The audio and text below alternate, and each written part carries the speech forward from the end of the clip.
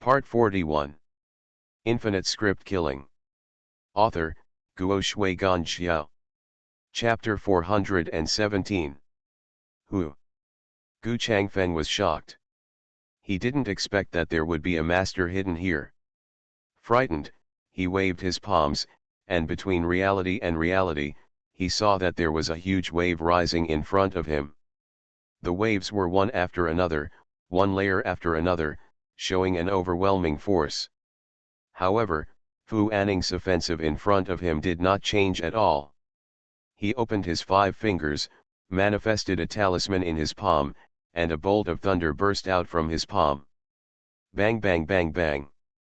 In just a short moment, energy surged between the two of them, and they exchanged several moves. Although Gu Changfeng was strong, he was still playing second fiddle.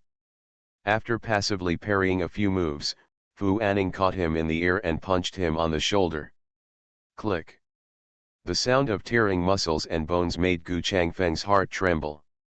Regardless of his injury, he held the hilt of the sword with his other hand. The sword blade made a terrifying buzzing sound as it roared. Suddenly, a cold light flashed in front of Fu Anning, and the bright rays of light filled his eyes. Fu Anning was shocked when he saw this. His flesh and blood squirmed and veins popped out. He opened his mouth and spat out a black light, and hit the sword's edge. The moment the two collided, the surrounding air seemed to be distorted. Su Tong stood at the door and stared with wide eyes. Using the Kimen of Life Eye, he could see that the fates above the two people were also colliding together. If there is not much difference in strength between the great masters, the winner will depend entirely on their own destiny. Those with a strong destiny will have God's help, while those with a weak destiny will have their destiny eliminated. A bright moon appears above the head of the White Lotus cult leader. In the middle of the moon is a white lotus. The lotus is shining with gleaming light, eternal and ethereal. But at this moment, the white lotus was entangled by a big blood-red snake. The big snake opened its mouth and spit out billowing black smoke. As if it wanted to cover the sky and cover the sun, it opened its mouth and spit out snake letters, as if it wanted to swallow the White Lotus. Obviously, the leader of White Lotus does not have an advantage, and his destiny is 1 point weaker than Fu Anning. Confrontations of this level are extremely rare in this era. For people like Su Tong, who has a unique eye for life, he can gain different insights every time. But he couldn't control that much now. He was just waiting for such a momentary opportunity. A cold light passed through his eyes, and he threw a Lingro blood-activating pill into his mouth, with a bloodthirsty look on his face, and took out a black pistol. The gun was not pointed at the two people in the fierce fight, but at the dragon ball on the dome, and the trigger was pulled. Boom!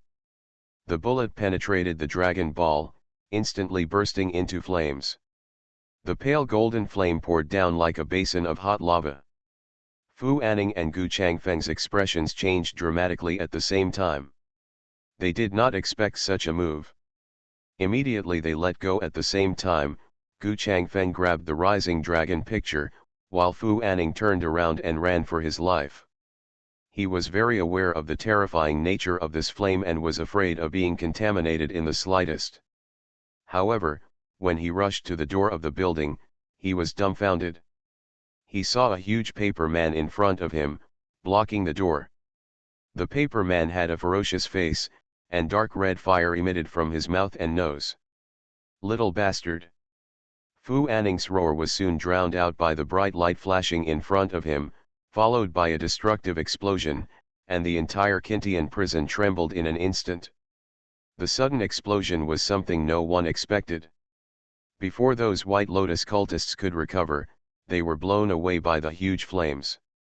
Countless splintered wood chips flew through the air, and some unlucky people were directly impaled by the wood chips. Su Tong also felt uncomfortable. The moment he released Big Fat, he had already rushed down to the attic. Facing the White Lotus cultist in front of him, Su Tong punched him and at the same time activated the power of the demon. Dazzling blue fire surged out of the fist, instantly igniting it. But in just such a short moment, he was engulfed by huge tongues of fire. In an instant, the only thing Su Tong could do was to activate the Demon King's power, consuming 40% of the script points to activate the Demon King's power. There is no doubt that it has an absolutely powerful superposition of attributes. Covering the whole body with armor incarnated by magic flames, it is completely immune to most fire damage. But even so, the explosion shockwave generated in such a narrow space still shattered his armor immediately, and his body flew out like a kite with broken strings. Buzz buzz. Everything fell into a deathly darkness, and he didn't know how long it had been. Su Tong only felt that his cochlea had been ringing, and other than that, he couldn't hear any other sounds. Even my head was in a daze, and I couldn't think of anything. Fortunately, thanks to the powerful recovery power of the Dark Constitution and the powerful recovery power of a Lingru blood revitalizing pill, Su Tong gradually began to regain consciousness and began to focus his attention. When he opened his eyelids, he saw a black shadow standing in front of him in his blurred vision. He wanted to see more clearly and blinked hard, but it was still blurry. However, the sound of breaking wind that was coming towards him made him immediately alert. He rolled violently and felt something hit the ground. The flying debris hit his back and stung painfully. Damn it, this little bastard is not dead yet, kill him. Su Tong heard clearly this time, it was the voice of the bearded elder, but his vision still hadn't recovered, and he could only vaguely see groups of shadows surrounding him and killing him. Unable to see clearly, Su Tong could only keep avoiding. Fortunately, my ears have gradually recovered their hearing, and I can hear Daya's voice, "Headmaster, lend me your eyes to see." Good. Hearing this, Su Tong clicked his heels, and immediately threw his body on Su Tong's back. Suddenly, Su Tong's pupils gradually shrank, and quickly turned into a pair of fox's green eyes. Now he could finally see clearly. I saw a mess in front of me, and the entire Kintian prison behind me seemed to have been blown down. Half of it had disappeared, and the remaining building was engulfed in a sea of fire. Seeing this, Su Tong immediately glanced around and saw that Gao Zhou was being pestered by 4 masters of the White Lotus section. The situation was not optimistic. Turning his eyes again, he saw Lero lying on the ground. This girl was the weakest and was knocked unconscious immediately by the explosion. Perhaps it was because of the protection of those armor-like scales on her body. Although she looked very embarrassed, after careful observation, she found that Lero was not injured. "I'll kill you, boy." Big Beard had already raised his sword to kill him. As an elder of the White Lotus sect, even though Big Beard was not a great master, he was still surprisingly strong. When the blade is raised, it gives people a sense of oppression like a mountain weighing down on them. Su Tong snorted coldly, flew away, crossed his hands, and bowed heavily to the bearded man in front of him. The bearded man looked stunned, obviously not understanding why this kid suddenly had to pay New Year's greetings on his own when his death was imminent. However, as he bowed down, the bearded head buzzed, as if someone hit his head with a hammer. Suddenly his vision went dark, and he stumbled backwards. Damn it, this kid made a sneak attack. The bearded man's body fell backwards, but his body did not fall to the ground as he expected. Instead, it continued to fall. He only discovered it when he regained consciousness and opened his eyes. The space in front of him was upside down, and he actually fell into an abyss. On the cliffs on both sides of the abyss were countless palaces and buildings, crisscrossing them, and some vague ghosts could be seen flickering inside. Between reality and reality. The bearded man was startled, but he rejected the idea in a flash. If it were true, he would already be a corpse at this moment. If it weren't between reality and reality, thinking of this, the bearded man made a secret with his hands and silently recited the White Lotus Heart Sutra. Suddenly, white light bloomed all over his body. Wherever the white light irradiated, the space in front of him faded and disappeared. It is not between reality and fiction, so everything in front of you is an illusion. As long as your mind is strong, it can be completely eradicated. What Big Beard thought was correct, but the power of Bashenko was not that great. Immediately after Su Tong bowed for the second time, he fell. Da-da-da-da. Deep in the abyss, a group of cavalry rushed out with a big flag, swooping towards the bearded man like a torrent. The bearded man was shocked when he saw this, but he quickly determined that everything was fake. Puff. The spear whizzed, directly piercing through Big Beard's chest. When the hot blood splashed on Big Beard's face, Big Beard's eyes widened and he stared blankly at Su Tong, who was standing on the other side of the crack. It seemed that he just remembered at this time that Gu Changfeng had said before that he was no match for this boy. He didn't believe it at the time, but it was only now that he realized that it was really the waves behind the Yangtze River that pushed the waves ahead. Bai Shan Kao is a unique skill created by Master Shuigui. Su Tong can't really master it yet. Everything in front of him is illusion, but the evil ghosts he captured inside are real. There is reality within the imaginary, and there is emptiness within the reality. Although it is not as good as the great master who created things out of thin air, it is still difficult for people like Big Beard who do not know the basics to resist. The cavalryman turned around and lifted 2 iron hooks to the bearded man's shoulders. The bearded man couldn't help but struggle. The iron hooks penetrated the flesh and blood and dragged the bearded man straight into the depths of the abyss until he disappeared. Su Tong closed the mountain button and saw that the bearded corpse had fallen to the ground, his eyes as wide as copper bells, and he looked like he would not rest in peace. After dealing with the big beard, Su Tong was about to help Gao Zhou deal with the guys around him when he suddenly noticed something. He activated his life icon and looked into the sea of fire, and his little face suddenly turned bitter. This is not even death. As he spoke, he picked up Lero on the ground, took out the AK from the prop book, and pointed it at Gao Zhou and swept it around. With the sound of gunshots and bullets being fired, the people who had originally besieged Gao Zhou suddenly panicked and hurriedly parried and dodged. Gao Zhou wanted to take the opportunity to kill a few people to vent his anger, but Su Tong grabbed him and said, "Don't delay, hurry up, the unlucky prisoner inside is about to come out." As he said that, he pulled Gao Zhou and ran to the vermilion door and kicked the door open. As soon as the door opened, a biting cold wind blew in the face. The cold wind blew on his face, as sharp as a knife.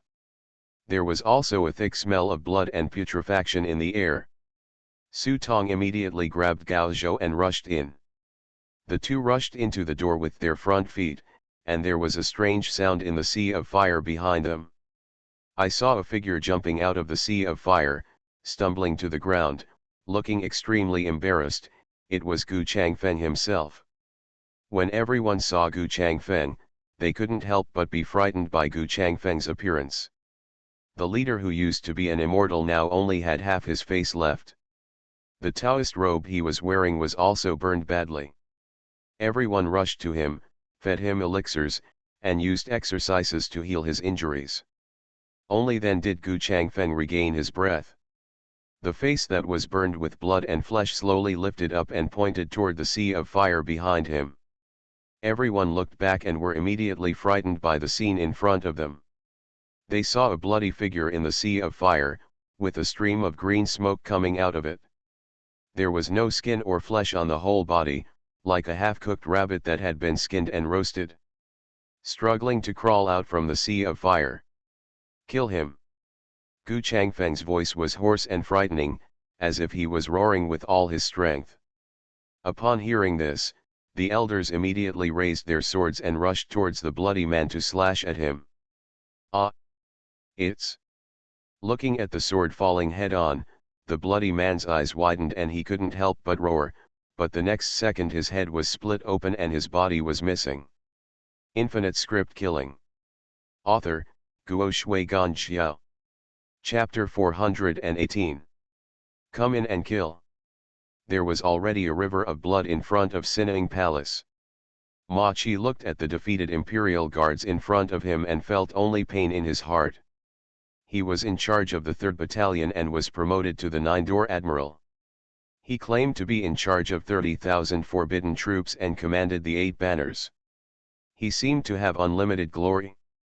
But after actually sitting in this position, I realized that the brave 8 banners back then had long been reduced to nothing but smokers who had been emptied of their fortune and longevity pills. The military camps are full of empty names who are living on empty wages. In some camps, only a group of old, weak, sick, and disabled people are left hanging around every day. He urgently gathered a large number of Han children and screened them several times in the military camp before reluctantly training a group of new soldiers with some fighting ability. But these recruits have never been on the battlefield after all, and the training time is not enough. Compared with the 8 banners disciples who are rotten in their pants, they are naturally more than enough. But facing these brave soldiers under Prince Gong, they were like a group of hens fighting against a group of wild wolves. They were not on the same level at all. What's even more troublesome is that although Prince Gong's number is not large, follow-up support is still rushing to the palace. In addition, the appearance of some people in the world has also begun to make the future situation confusing. These Jianghu people rushed into the palace and began to set fire to and plunder everywhere. In the blink of an eye, the entire Aoki imperial palace was in chaos. The Daitong dynasty ruled for 200 years and confiscated countless folk treasures and treasures. Especially in the direction of the arsenal, the fighting there was the most intense. Not only the scattered strangers in the world, but also many masters from martial arts schools are acting as accomplices. Since Emperor Kangxi began to ban martial arts among the people, a large number of martial arts were included in the arsenal and became exclusive to the royal family. Now these martial arts people are rushing into the palace, and their goal is clearly these martial arts treasures. It is quite ridiculous to say that the Empress Dowager Shenxi gave up on scientific reforms and refuted the miraculous tricks. Instead, she started to develop martial arts and distributed a large amount of martial arts money every year. But he didn't expect that at this time, people from countless martial arts schools would also follow him and take advantage of the chaos. If the palace is like a whale that swallows the world's treasures, then at this moment when the whale is about to sink to the bottom, it is a sumptuous carnival feast for these small fish and shrimps. Third brother. The palace is so big, where can we find Brother Ma? In a corner of the palace wall, 3 figures squatted in the corner, looking at the chaos in front of them. Those murderous Jianghu people were not even as good as the bandits in the Green Forest, and some palace maids and eunuchs did not let go of killing anyone on sight. The 3 of them did not want to get involved, although according to Li 11's previous plan, they should go to the Ministry of Internal Affairs at this moment, where there is a treasure building containing countless treasures. But at this moment, the 3 of them wanted to find Marchmore and take him out of this chaos. I don't know. This chaotic palace is so big. If we want to find people, it's like finding a needle in a haystack. As Bai Shitong spoke, he couldn't help coughing again. It seemed that the weather was getting colder and colder, and his body was gradually becoming too much. Seeing this, Qian Shu said in a low voice, "Didn't we tell Brother Ma a fortune-telling before we went out? If we sign it, there must be no problem with Ma Ji's auspicious signs, people, and heaven. I think instead of wasting time here, we might as well." Huo Wuji glanced coldly, and Qian Shao immediately stopped talking. "You fight for your face, life, and death. Don't tell me that you still remember that bastard Li 11. Huo Wuji's words made Qian Shu feel embarrassed, but he also knew that this guy had this temper and said whatever he thought of, and there was no malice in him. Therefore, Qinju did not give up his goal and continued. Li 11 is Li 11, and we are us. As the saying goes, success depends on people and God decides. Saving Brother Ma does not conflict with our original plan. It just depends on God's will whether he can be saved. You can't just look around like a headless fly." Bar. Huo Wuji was also in a state of confusion. He originally wanted to take advantage of the chaos to rescue people and give an explanation to Brother Ma, but he didn't expect that the situation in the palace was so complicated. After hearing Kinja's words, I also found a new level for myself mentally. After thinking for a moment, he nodded, "Okay, let's go according to the original plan first, but if we really encounter Brother Ma, we will save the person no matter what." "Great kindness." Kinja nodded, and the three of them turned around and groped in the direction of the Ministry of Internal Affairs. Although the three of them did not know the direction of the Ministry of Internal Affairs, they had heard from Li 11 that it was located west of the right-wing gate of Ziwa Gate, in the middle of the north of Wuying Hall, and at the fourth gate along the wall. It is said that this place is the seat of the White Tiger, so it was renamed the White Tiger Palace. It was the parking place of the former Emperor Zi Palace. Now it has become the place of the Ministry of Internal Affairs, and all the 7 departments of the 3 academies are located here. When they rushed over, they discovered that they were not the only ones rushing to the Ministry of Internal Affairs. I saw a group of Imperial Guards outside the House of Internal Affairs guarding the door. A middle-aged man wearing armor, holding a long knife, stood in front of the door, with corpses scattered in front of him. Every corpse was killed with a single blow, and there were many famous masters among them. Come to think of it, the Ministry of Internal Affairs is no better than other places. 13 divisions are in charge of the upper and lower divisions, including the punishment of the upper 3 banners: royal finances, treasury, guards and retinue, mountain hunting, etiquette, royal estate taxation, engineering, animal husbandry, as well as the royal collection of important items such as weapons, bows and arrows.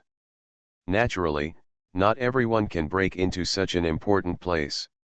Even though Prince Gong is leading his men into the harem, the Ministry of Internal Affairs is not panicking at all. Regardless of what the fight looks like, who will become the emperor in the end? In the end, there is still a Ministry of Internal Affairs that can defend the Ministry of Internal Affairs, no matter who wins. Defeat, and the credit will certainly not be lost. Therefore, there are currently many troops in the Ministry of Internal Affairs, and even the middle-aged general at the head, raising his sword in meditation, is filled with a dangerous aura. Half-step master. Huo Wuji frowned. Although this person was not a great master, he was still a half-step master. With these wandering soldiers, it was simply wishful thinking to attack them. Withdraw, there is no hope. Huo Wuji was decisive in his style and immediately pulled the 2 of them away. Leaving now. Kinja glanced in the direction of the Ministry of Internal Affairs, with reluctance written on his face. Inside are all precious treasures that the Datong dynasty has collected for many years. Even if they take out just one thing, it will be enough for them to eat, drink and live comfortably for a lifetime. In the past, they were not even qualified to take a look. Now they are still in front of the door but are not allowed to enter. Whoever it is, who would feel better? But Huo Wuji said simply, "Don't be stupid. Unless you are a great master, it will be a dead end for just a few of us. Yes, saving your life is the most important thing. I think it is better for us to turn around and go back now to try our luck at the arsenal. Maybe we can find a chance to get some suitable classics and go to the Imperial Hospital by the way. Let me see if there is any medicine for the disease." Know-how also seemed very casual, because his biggest expectation when he came in was not to find Su Tong, nor was it for the treasures in the Ministry of Internal Affairs. Instead, he wanted to take this opportunity to go to Tai Hospital to see if there was any miracle doctor who could cure his illness. Seeing that the 2 people's attitudes were so consistent, Qianshu couldn't help but sigh heavily in his heart, and just said it, he would obediently leave with Huo Wuji and Bai Shitong. Just when the 3 of them were about to leave, they turned around and saw a group of martial arts people running towards the side in a panic. These people. Bai Shitong saw a few familiar ones and remembered that they seemed to have gone to attack the arsenal. Why did they run this way? Could it be that the arsenal had been captured? While he was feeling surprised, Kinja suddenly noticed something was wrong. He stepped forward and grabbed someone and asked, Why are you running? What happened? The other party was grabbed by Jian Han's, and he was feeling annoyed, but when he looked up and saw Huowaji's sinister eyes, most of the resentment in his heart was immediately dispersed, and he hurriedly said, "Let's go quickly, find a place to hide. Get up, Xiang Jiajin has already invaded." It turned out that when Prince Daigong rebelled, the rivers and city gates of the capital were immediately controlled. The Xiang family was also caught off guard immediately. Almost all the killers arranged by Prince Gong rushed out and rushed towards the Xiang family. Fortunately, the Xiang family was not a freeloader. After killing the killers, they finally contacted the garrison outside the city and broke through the city gate after a lot of twists and turns. That's why they arrived late. At this moment, the army rushed into the palace, and they, the gangsters who took advantage of the situation, instantly became the first targets to be killed. Many people were killed directly by the elites of the Xiang family and could only flee in a hurry towards the harem. Run to the harem? You are crazy. Everyone over there is jealous. Are you not seeking death by running there? Senju said. But the opponent broke free from Jianshu and said, "If you don't run away, you will die now. Tens of thousands of troops will come in. Even if you are a grand master, you will die." After saying that, the other party slapped his head and rushed forward in a panic. Now the three people's hearts trembled. If the Xiang family really rushed into the palace with tens of thousands of people, it would obviously not be easy for them to get out alive. What to do? The expressions of Jianshu and Bai Shitong immediately collapsed. The only plan now is to find a way to sneak into the harem first. After all, the palace is so big. Not to mention tens of thousands of people, even if there are another 100,000 people, it is impossible to infiltrate every one of them. Every corner is packed. But once the chaos is settled, can those of them hiding in the harem escape? To put it bluntly, this is never a good idea. Just when the three of them were in shock, a figure in black robes rushed over, grabbed the arms of Kinju and Bai Shitong and moved forward. Just as the two were about to resist, they heard the black shadow whisper, "Stop talking. If you want to live, come with me." The familiar voice cheered up the two of them. This voice was none other than Li 11. Huowaji stood behind him, his face darkened for a moment, and it was neither right nor wrong to follow him. At this time, Li 11 turned around and looked at Huowaji. "Let's go, you don't recognize me as your brother, and I can't let you die here. When we were sworn brothers, did we say that we would die in the same year, the same month, and the same day? Right. Brother." Li 11's trembling shout made Huowaji's heart tremble, and he looked at Li 11. Their eyes met for a moment. They smiled at each other, and all the unhappiness in their hearts disappeared instantly. Maybe this is the tacit understanding between men. You are listening to Novels at Bless Up channel. Wish you happiness and luck. Please subscribe to receive new novels. How do you feel about this novel? Please like and leave a comment. Infinite Script Killing. Author, Guo Shui Gan Xiao. Chapter 419. On the other side, Su Tong and Gao Zhou walked into the Vermilion Gate and briefly adapted to the turbid air here. Gao Zhou was immediately shocked by the scene in front of him, and he swallowed after a while. "Let me go, there are so many treasures in this palace, and such a good place. Why didn't you tell me earlier? I would have come in as soon as possible even if I was a eunuch." Gao Zhou looked at the coffin in front of him, his eyes widened, as if what was lying in the coffin was not a ferocious ghost zombie, but a new toy that had not yet been opened. He. Su Tong glared at Gao Zhou angrily, but did not explain anything. After carrying the unconscious Lero and walking a few steps inside, the two of them suddenly stopped in their tracks, and even a person with severe necrophilia like Gao Zhou couldn't help but frown. The ground in front of me was littered with mutilated corpses and crooked scratches on the walls. I could only imagine the pain these people endured when they died. Su Tong took a quick glance and led the two of them back. As he walked, he shouted a few times tentatively, "Little Plum! Little Plum!" After a while, I saw a black shadow coming out of the corner. When I saw it was Su Tong, I hurriedly ran up, looked at the three of them up and down, and couldn't help but pat my thigh and said, "Oh, my little ancestor, you are like this. Why are you back again and bringing two with you? You are marrying the big-bellied woman next door, sell one and get two free." Although Xiao Litzi kept complaining, he was actually not bad at heart. He knew this place was dangerous and didn't want Su Tong and the others to come in. "You're already here." Su Tong grinned, pulled Xiao Litzi and pointed to the main hall at the back. "Are those girls in there?" "What girl? That's the eldest princess." After listening to his words, Xiao Litzi couldn't help but rolled his eyes and corrected him. "I'm afraid that Su Tong's mouth will cause some trouble again." "Then is she in there?" "Here, I'm asleep." "What are you going to do?" "Don't do whatever you want. Hide him for me and leave the rest to me." Su Tong pointed at Gao Zhou. "What would you like?" Xiao Litzi seemed to notice that something was not quite right about this guy's expression today, so he asked alertly. Su Tong didn't explain anything and patted Gao Zhou on the shoulder. "Believe me, everything will go according to plan." Gao Zhou took a deep breath. He knew the plan mentioned by Su Tong. He wanted to participate in the side mission of capturing the dragon. He couldn't help but feel confused. "Can I not go? In fact, we don't need to take such a risk in this mission."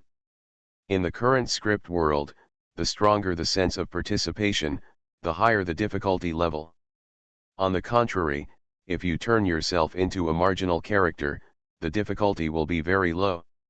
In fact, they can hide here. Those people outside may not really dare to come in. They just need to wait for them to leave, and then find a place to hide. After the main mission is over, they can leave safely. Faced with Gao Zhou's questioning, Su Tong just squinted his eyelids and slowly opened his mouth to reveal his neat white teeth. He responded to Gao Zhou with a cynical smile, "Because I have no choice." After saying that, he held Liro in his arms and looked at Xiao Litzi. "Please, after the matter is completed, if I am still alive, I will take you out of this hellish place." Gao Zhou looked at Su Tong walking towards the back hall and wanted to say something, but Xiao Litzi had already grabbed Gao Zhou's arm and said, "Don't be stupid, come with me quickly." As he said this, he was about to pull Gao Zhou to find a remote corner to hide, but at this time, Gao Zhou stopped and gently pushed Xiao Litzi away. "No, I will hide it myself." "You? Where are you hiding? Don't mess around." Xiao Litzi felt a little dizzy. There were not many places to hide people in this place. But Gao Zhou didn't want to just hide like a shrunken turtle and put all the pressure on his teammates. Although for most players, this kind of operation is not surprising, and there are even a few who push teammates out as a shield at critical moments. But for himself, he couldn't do it. "If we can't bear this responsibility together, even if we survive to the end, what's the point?" Thinking of only seeing Gao Zhou, he turned his eyes and saw the coffin at hand. He stepped forward and opened the coffin lid. Lying inside the coffin lid was a female zombie, sleeping soundly at the moment, holding a bone stick in her hand. To have the lid of a coffin suddenly lifted off like this is no less than when someone suddenly lifts your bed when you are sleeping soundly at night. It would make anyone angry. The female zombie seemed to be no exception, but before she could get angry this time, Gao Zhou had already jumped into the coffin, raised his hand and inserted 3 silver needles into the female zombie's head. Then, as soon as the coffin lid was closed, there was a rumbling sound inside and I didn't know what Gao Zhou was doing inside. "My dear, I feel like our family is looking down on you." After saying that, he looked into his crotch and thought, "Hey, a person with roots is tougher than a eunuch. If I can have a next life, please don't let me be a eunuch again." Just as he was thinking about it, he suddenly heard a shaking sound outside the door. Xiao Litzi stared and thought to himself, what is going on today, so many people are lining up to come in and die. Groaning in his heart, he rolled on the ground and quickly turned into a black shadow and hid in the corner. Buzz, kick kick kick. The vermilion door was slowly pushed open through a gap. Someone stuck his head out and took a look inside the door. The world he saw was completely different from the outside world. There were coffins everywhere and the air was turbid. You can even smell the strong smell of putrefaction and blood. Headmaster, why is there such a scary place in this palace? A White Lotus cultist swallowed his foam. Even if the powerful leader was right behind them, entering such a ghost place would make anyone start to murmur in their hearts. Hey, this place was a forbidden area in the former dynasty. It is said that Princess Zayi was buried here, but that was all many years ago. Let's go and catch that brat. The saint must be caught no matter what. It is the key to our restoration of the Ming dynasty, and I believe that Her Royal Highness the Princess will not be blamed. Gu Changfeng said, standing behind everyone. He was seriously injured, half of his body was incinerated.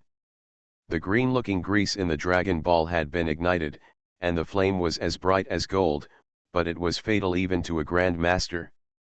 As long as it is contaminated, the skin and flesh will disappear immediately, and there seems to be some kind of curse inside, and the Grand Master's virtual reality has no effect at all. If according to the previous design, the Dragon Ball shattered and the door only needed to be closed, the two of them would not be able to escape death even if they had 3 flowers on their heads and 5 spirits. But Su Tong didn't have time to close the door at that time. The iron door weighed at least 100 pounds, and the closing time was long enough for Fu Anning to rush over and chop him 20 times. That's why he did the next best thing and blocked the door with Big Fat, and then let Big Fat launch a self-destruction to give Fu Anning and Gu Changfeng a fatal blow. What seemed like a thrilling and desperate plan turned out to be a secret, and inadvertently gave the two of them a chance to survive. At the moment when Big Fat exploded, although the powerful shockwave caused serious injuries to 2 people and shattered their internal organs, it also blew away the divine fire oil, and quickly burned the air inside before the fire oil. This time, the two of them had a chance to survive, and they barely survived with the power of the Grand Master. However, although he survived, he was inevitably seriously injured. Fortunately, the White Lotus sect has developed over the years and still has some foundation. With the use of precious medicine and several elders taking turns to perform exercises to heal their injuries, Gu Changfeng's injuries have been stabilized and controlled. But the strength will inevitably be greatly reduced. Even so, Gu Changfeng didn't want to leave just now. A great change that is rare in thousands of years is just around the corner. If we miss this opportunity, the days ahead will only be more difficult. Besides, he didn't want to live like this without humans or ghosts, so he must lead everyone in to find the Holy Sun and at the same time eliminate the root cause. After passing through the archway in front of them, everyone suddenly frowned. I saw that the ground was covered with corpses, and judging from their clothing, most of them belonged to palace maids and eunuchs. But they seemed to have been dead for a while, and some of the bodies had begun to rot. I heard that the last time Dao Wangwu brought people from the new school to the palace, there were rumors of ghosts in the palace. At that time, many palace maids and eunuchs disappeared, and even the emperor's favorite concubine also disappeared. It seems that something is wrong. It's true, all these people were caught here. It is said that the emperor's family affairs are known to the world. Even a high red wall cannot stop the common people from gossiping. Moreover, things were so big at that time, and there would always be people asking about what happened afterwards. I thought this statement was just a story concocted by storytellers, but I didn't expect it to be true. Seeing that most of these corpses had been eaten to pieces, and then looking at the densely packed coffins around them, everyone felt chills running down their spines. Gu Changfeng ignored these corpses and led a group of people back. When they reached the main hall in the backyard, Gu Changfeng waved for everyone to stop. Through the open door of the main hall, you can see a special coffin placed in the center of the main hall. Seeing this coffin, Gu Changfeng raised his brows slightly, led everyone to the front of the hall, slowly raised his hands, and knelt down towards the coffin in front of him. I pay homage to the eldest princess, I have disturbed her highness, please atone for your sins. The elders looked at each other after hearing the news, but they thought it was normal. Although she was a princess from the previous dynasty, wasn't the purpose of the White Lotus sect to restore the Ming dynasty? Thinking of this, they all followed Gu Changfeng and knelt down. However, what Gu Changfeng said next surprised everyone. I saw Gu Changfeng slowly raising his head, looking at the coffin in front of him intently, and said, "I wish you peace, please pay my respects to the eldest princess." Infinite script killing. Author, Guo Shui Gan Xiao. Chapter 420.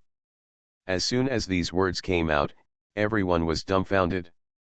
A pair of eyes stared at Gu Changfeng blankly, even wondering if he had heard something wrong. "Leader, what did you just say?" Fu Anning slowly turned his head, using the half of his face that was covered with Gu Changfeng, and looked at the elder beside him. "From the beginning to the end, I never said that I am Gu Changfeng." Hiss. Suddenly, everyone's breath was suffocated, and their eyes widened as they looked at the man they called the leader in front of them. Several elders felt as if they were struck by lightning, and suddenly thought of the bloody man crawling out of the fire. The hairs all over their bodies stood up.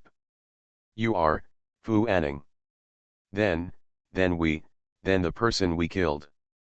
A White Lotus believer seemed to remember something terrible, his breathing became more and more rapid, and every word seemed to be shouted out after being squeezed in the chest several times. "He." Fu Anning's bloody side looked at the crowd, with a vague smile on his face. "Isn't he your dearest leader?"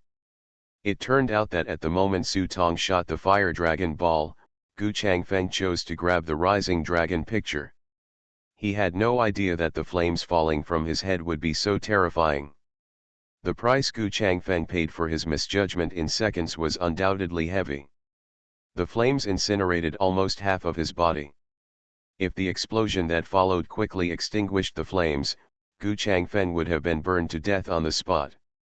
The explosion and severe injuries caused Gu Changfeng to faint on the spot.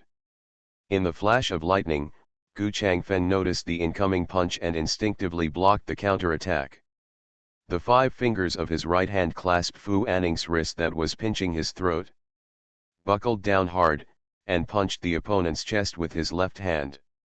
However, instead of dodging, the opponent suddenly pressed forward. Not only did he avoid the point where Gu Changfeng's blow was the most damaging, but he also took the opportunity to stretch out his hands and touch Gu Changfeng's body with 2 fingers. Spirit pointing cicada technique. The light on the fingertips flickers on and off, and a force of energy flashes on and off. It penetrates under the skin and then spreads around, causing the skin and flesh to separate wherever it passes. This miraculous skill was not a secret skill from a famous sect, but was created by a peasant woman who made silk in the Ming Dynasty Manufacturing Bureau. It is said that the peasant woman had been peeling off the silk cocoon over time, and after an unknown number of years, she suddenly created this miraculous magic in her heart. From then on, all the raw silk that was handled was of high quality. Before this method could be taught, a major case of corruption in the Jiangnan Manufacturing Bureau occurred. This female farmer didn't know why she was involved.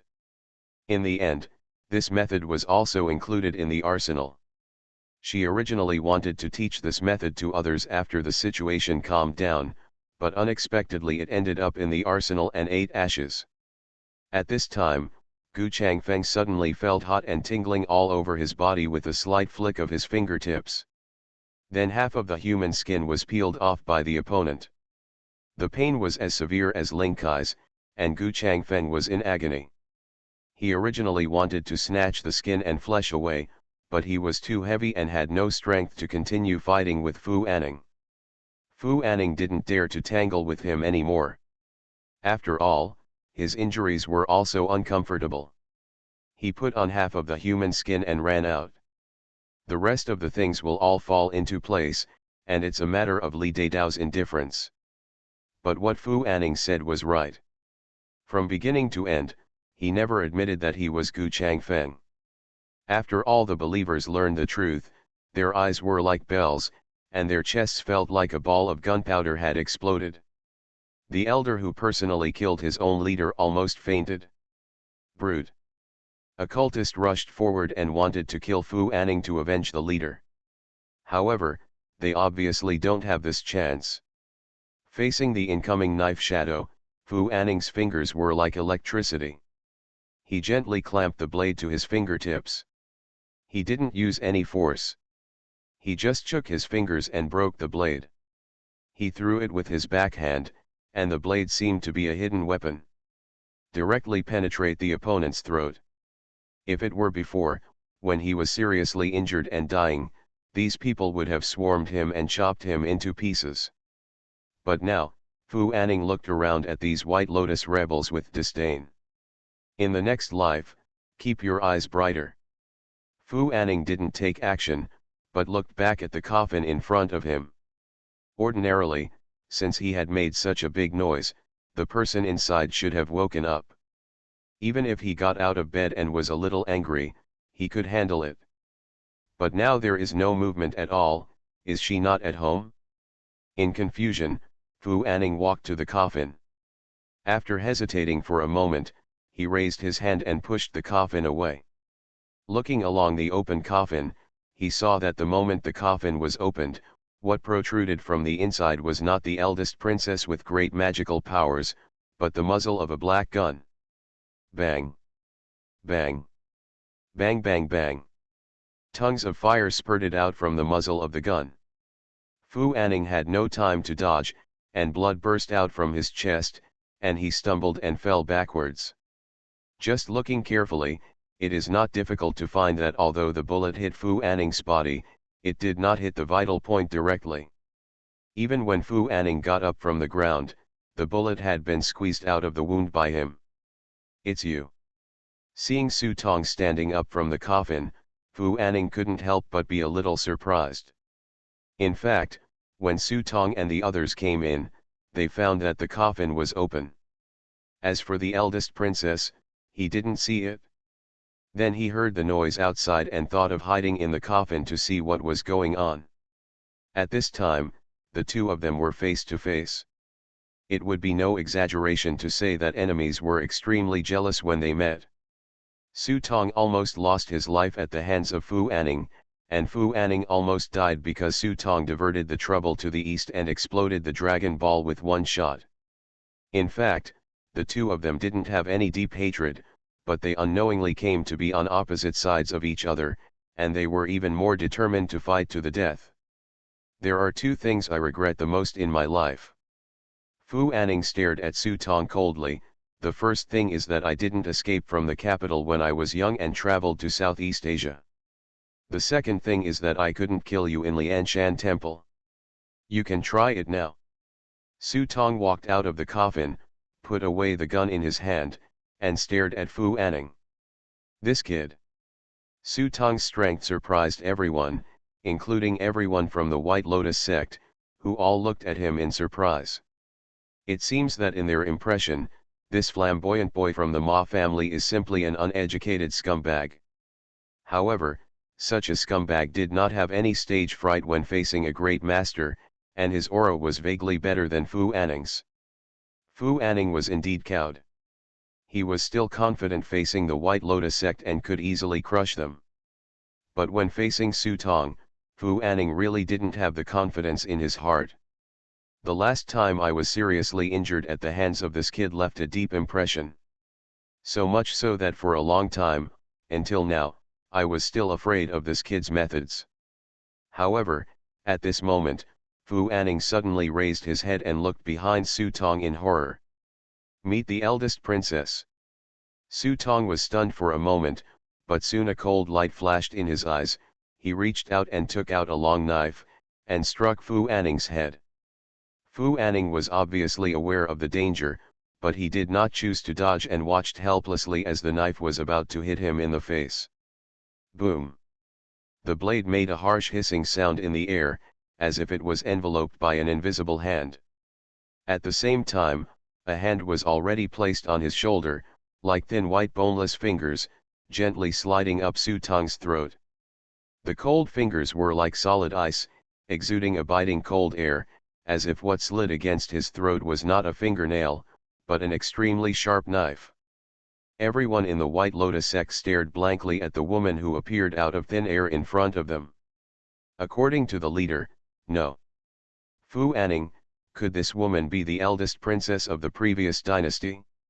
If this is really the case, shouldn't those of them who restored the Ming dynasty be her ministers? Thinking that everyone was in a daze for a moment, I wonder if I should kneel down now and pay my respects to the princess. Just as they were hesitating, Fu Anning had already taken out a scroll from his sleeve and held it respectfully above his head. The eldest princess has taken part in the good fortune, and the ministers are here just to add icing on the cake, and also to help the eldest princess in times of need. As he spoke, he unfolded the scroll in his hand and saw a giant dragon hovering in the sea of clouds. The giant dragon is vividly alive, and every dragon beard and dragon scale is given a vivid charm. Only the eyes were not lit. The eldest princess glanced at it, Wu Deizai's rising dragon picture. Exactly. This picture of the ascending dragon was painted by Wu Deizai at that time. It is said that the picture he painted at that time was a picture of a dragon and a phoenix ascending to auspiciousness. At that time, Emperor Xianzong of the Tang dynasty was very happy when he saw the two paintings, but found that the dragon and phoenix in the paintings didn't even click their eyes, so he asked Wu Deizai why he didn't click his eyes. Wu Deizai said that if you light your eyes, the dragon and the phoenix will come to life. How could Emperor Xianzong of the Tang dynasty believe such a thing, so he ordered Wu Deizai to light up the dragon and phoenix eyes. Wu Deizai only clicked on the phoenix eyes, and the phoenix in the painting jumped up, circled the palace for 3 moments, and finally disappeared. Since then, this painting has been collected and renamed as the Rising Dragon picture. Although the eldest princess had recognized the picture, Fu Anning still recounted the whole story. Your Highness, the princess wants to seize the dragon's veins. With this thing, you can get twice the result with half the effort. You old guy is really a thief. I don't believe you. Just put your eyes on me and take a look. Before the eldest princess could speak, Su Tong couldn't help but start sarcastic. However, as soon as he finished speaking, Su Tong felt a burning sensation on his shoulder, as if a basin of hot oil had been poured on his shoulder. I saw the eldest princess's fingers gently falling on his shoulders, and her fingers stabbed into Su Tong's shoulders as smoothly as a piece of cream cake. Fu Anning looked at the painful expression on Su Tong's face and couldn't help but raise the corners of his mouth slightly. Are you here to please me like this just to get your bad skin? The eldest princess stretched out her hand, took out Fu Anning's original skin bag and threw it to him. Fu Anning took it with great gratitude and continued, of course not. I am willing to follow the eldest princess.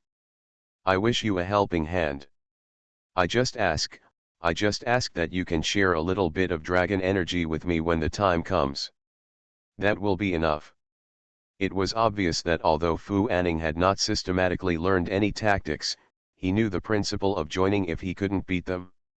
Since I can't beat you, I might as well join in and share some of your dragon energy with me, even if it's a little less, I'll be satisfied.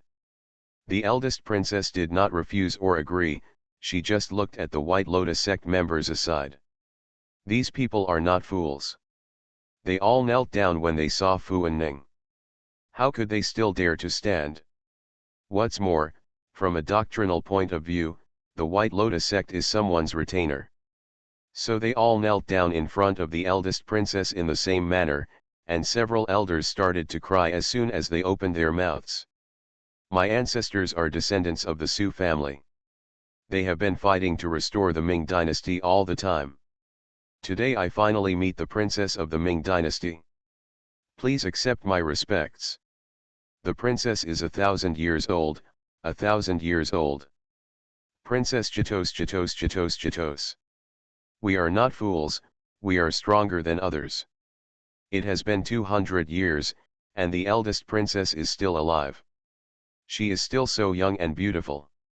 She is already a divine figure who transcends life and death. In comparison, it does not matter if a leader dies. As long as the great cause of the Ming dynasty is restored, just stay there. The eldest princess seems to enjoy the kneeling of these people, but, is it a great cause? What does it have to do with me? The eldest princess narrowed her phoenix eyes, looked at the group of White Lotus cultists kneeling below and said softly, "Thanks for your hard work." These three simple words made the hearts of the White Lotus cultists tremble, and their noses felt sore. This is not something they are pretending to do, but a real feeling of being recognized. Just imagine, these people are hiding in Tibet all day long, fighting desperately to rebel, in order to regain the Ming dynasty. This slogan has been passed down from my grandfather's generation, until now, we can get such a royal and orthodox sentence from the eldest princess. Condolences, how excited I am. Elder Su just cried and climbed up, as if he wanted to tell the eldest princess the hardships they had suffered over the years in order to regain the Ming dynasty. But the eldest princess obviously had no patience to listen anymore. With a smile on his face, he pulled Su Tong back a step, and then bowed slightly towards the believers without disrespecting his etiquette. "Have a good rest. I promise, you won't be so tired in the future." As soon as he finished speaking, the door of the palace in front of him was slammed shut by a force. Bang! Looking at the heavily closed door, several young believers seemed to notice something was wrong. "Mr. Su, this..." "Don't worry, the eldest princess has already spoken. The revival of the Ming dynasty is just around the corner. It's time for us to enjoy peace and happiness and have a good rest." Elder Su raised his hands to comfort everyone. But when Elder Su turned around, the smile on his face froze for a moment, his eyes fixed on everyone behind him. Everyone looked back as if they were feeling something. Suddenly, the scene in front of them made everyone's minds tremble, and they felt a chill crawling up their heels like a centipede. Densely packed zombies surrounded them at some point. Look at the zombies with red eyes in front of you. Elder Su and others felt their scalps numb for a while, and seemed to finally realize that something was wrong. No. Impossible. Princess, Princess, you still need us. You still need us to give you stability, Princess." Bang bang bang. The banging on the door did not affect the princess's mood. Country. What does she need that thing for? Can you become an immortal? She cared little about those things when she was little, and now, she doesn't care either. Infinite script killing. Author, Guo Shui Gan Xiao. Chapter 421.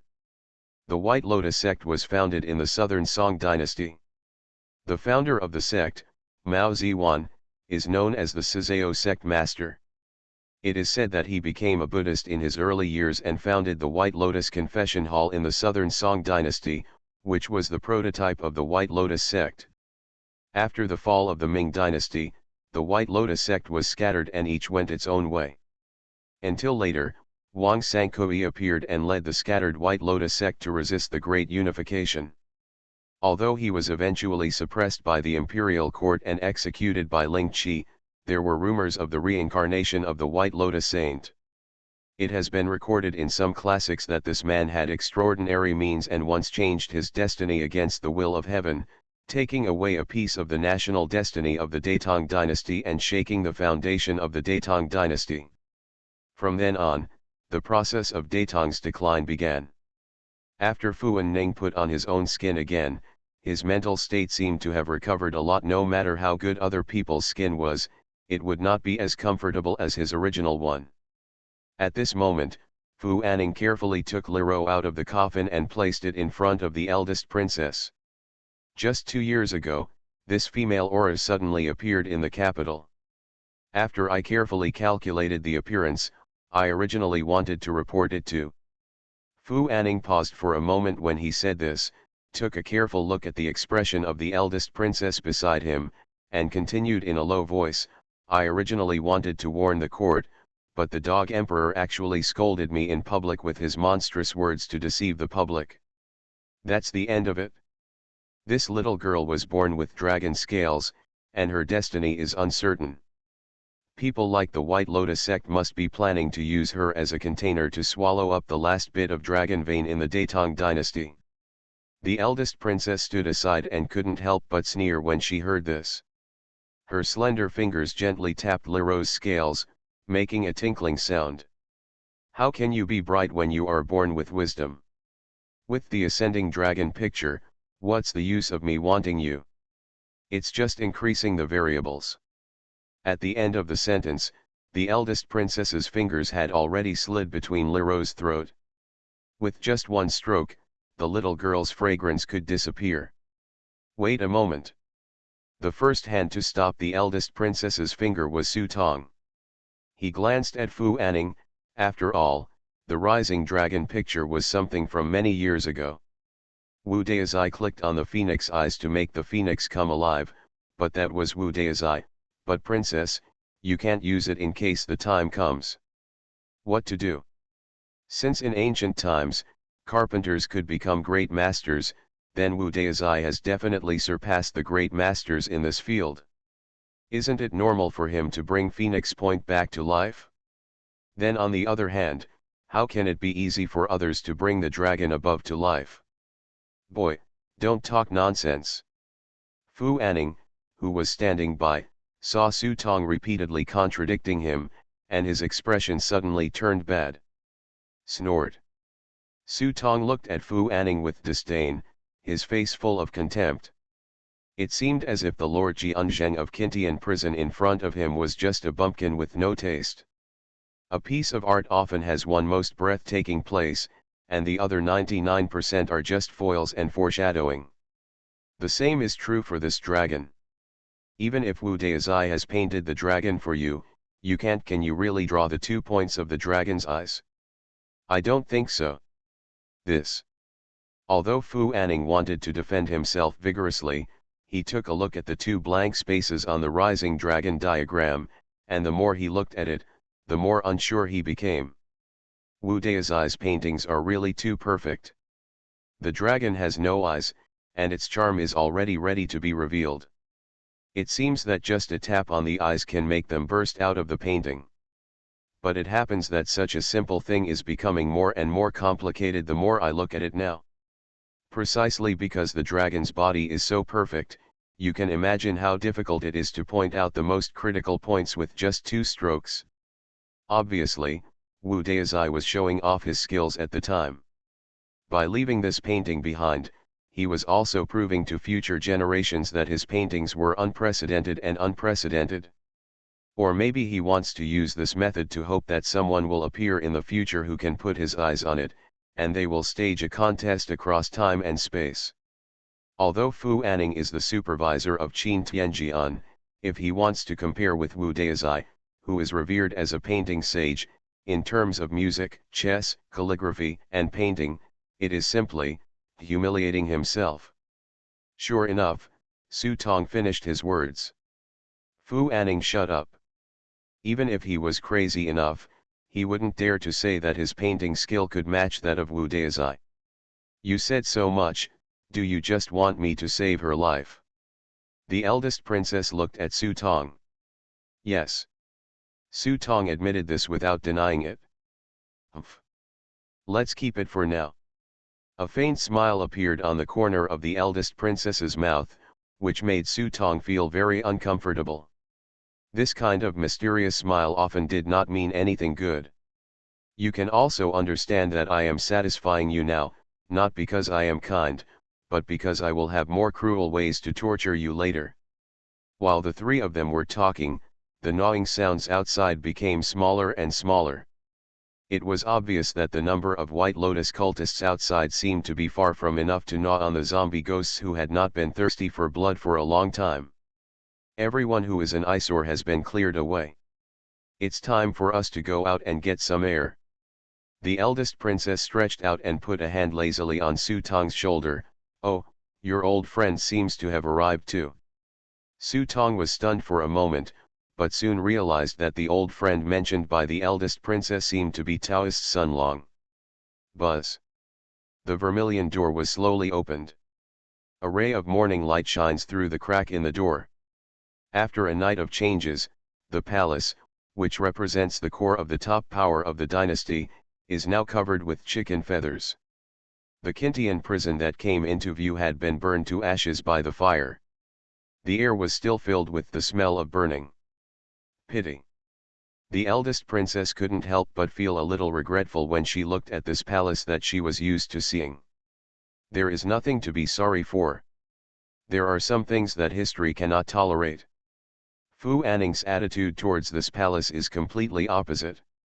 Although there are too many secrets stored in it, even the information accumulated by Qin Tianjian since the Yuan dynasty, but now after being burned by fire, these secrets will eventually return to mystery.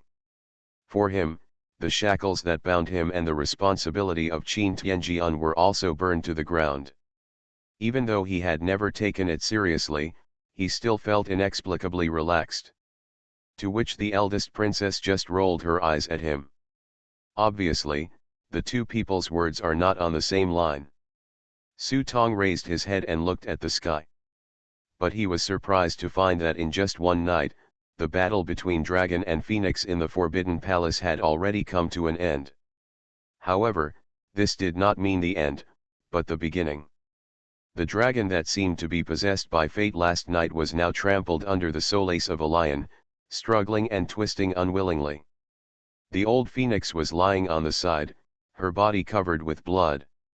Although she still managed to maintain some dignity, anyone with a discerning eye could see at a glance that she was at the end of her strength. As for the fierce horse that tried its best to protect it last night, it was not standing next to Lao Huang at this moment, nor was it standing behind the lion. Instead, he was caught between the lion and the old phoenix, in a dilemma. In fact, since the Xiang family's army entered the palace last night, everything was destined to be a foregone conclusion. Prince Gong watched his advantage gradually begin to collapse until he was surrounded by the Xiang family's army and the imperial guards, and the color completely drained from his face. But is this the end of the matter? Apparently not. Outside Sining Palace, Xiang Gongbeo was kneeling outside the palace gate and waiting quietly. Ma Qi's imperial army was guarding in front of Sining Palace, and they did not dare to put down the sword in their hands. The reason was an imperial edict that was rejected by Xiang Gongbeo. It turned out that after Prince Gong's rebellion subsided, Xiang Gongbeo ordered Xiang Jiajin to withdraw from Sining Palace and came to Sining Palace alone to pay his respects to Empress Dowager Shenxi. My lord, the rescue is late. Please forgive me, the Queen Mother. Xiang Gongbeo's voice was as loud as a bell, and every word echoed clearly in front of Sining Palace. Empress Dowager Shenxi gently wiped away the sweat on her forehead and took the rosary at hand, seemingly still complaining that this idiot Li Jingxi had gone somewhere at this time. Soon a eunuch ran out of Sining Palace, stood on the steps, raised his head and said loudly. In accordance with the decree of the Empress Dowager, Prince Gong Yujin, the following persons have committed rebellion, causing harm to the country and the people. The clan government is responsible for investigating and handling the matter.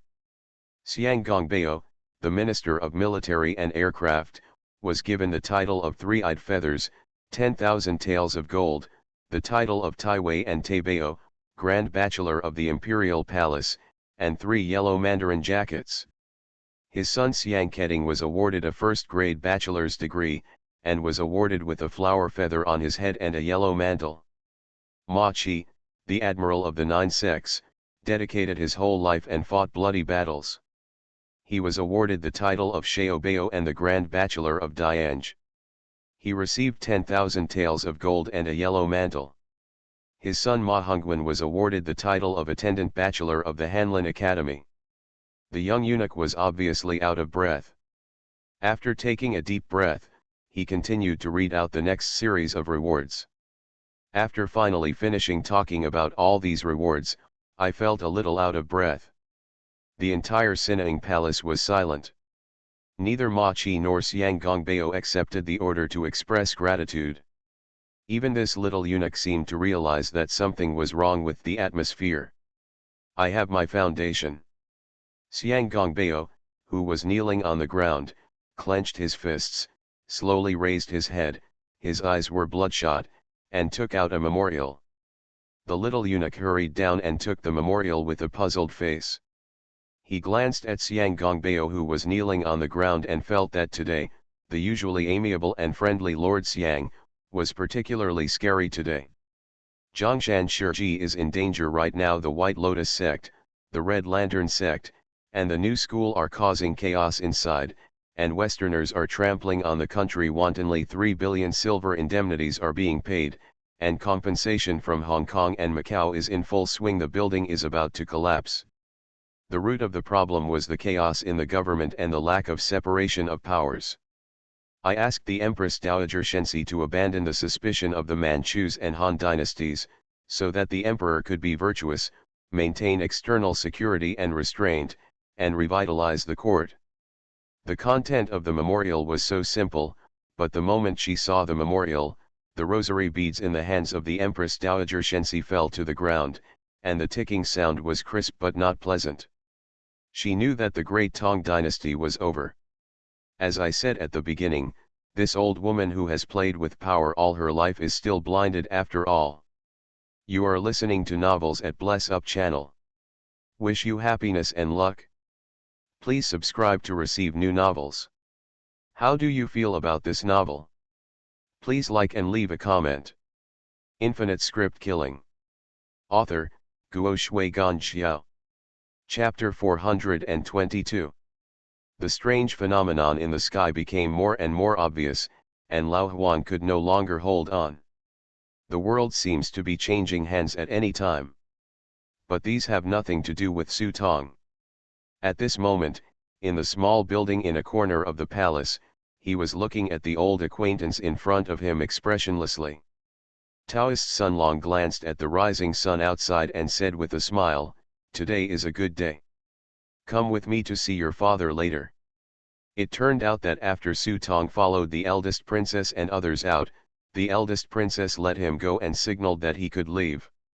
Of course, this journey is with Taoist Sun Long. As for the eldest princess and Fu Anning, Su Tong didn't know what they were going to do. He only knew that when they left, Li Ro was carried on Fu Anning's shoulders and left together. But when she left, the eldest princess generously handed over the ascending dragon picture to Taoist Sun Long. Facing the smiling expression of Taoist Sun Long, Su Tong could only nod with a dark face to show his cooperation. At this time, Su Tong suddenly thought of something and asked, "Is it because of your so-called destiny that you refused to come out and intervene before?" This was an idea that came to his mind when he saw Prince Gong rebelling and his fortune changing rapidly. At this moment, he just wanted to find Taoist Long for confirmation. Regarding this question, Taoist Sun Long held his beard in his hand and nodded with a smile, "You are very talented in learning. Seize this opportunity tonight. After you become a Grand Master, you can find a place to live in seclusion. It's up to you. Talent, I think in more than 10 years, you will naturally understand the secret behind this." "Tonight? You mean, Xiang Gongbeo will ascend the throne tonight?" Su Tong's eyes lit up. Although he tried his best to hide it, the excitement between his eyebrows could not be concealed at all. "That's right, tonight when yin and yang alternate, the world is turned upside down. It's when the Xiang family fish jumps over the dragon gate. The pill I gave you will help you achieve enlightenment by then." Taoist Sun Long had a kind face, and he looked at Su Tong as kindly as he looked at a junior in his family. "Very good." Su Tong clenched his fists excitedly, already feeling eager to try. But apart from this excitement, there is also growing vigilance. If he had a choice, he would rather stay with the eldest princess than with the old thief, Taoist Sun Long. At least when the princess wants to kill him, she will let him die clearly. As for Taoist Sun Long, this old thief is exactly you buckin. With this kind of person, you can never tell when the opponent will suddenly stab you. The two of them stayed in the small building for a while, and after making sure that it was almost quiet outside, they slowly walked downstairs and went to the Ministry of Household Affairs to find Xiang Gongbeo. But, have you really settled down? At this moment, 4 figures dressed as eunuchs in the House of Internal Affairs quietly emerged from the corner. Is it done?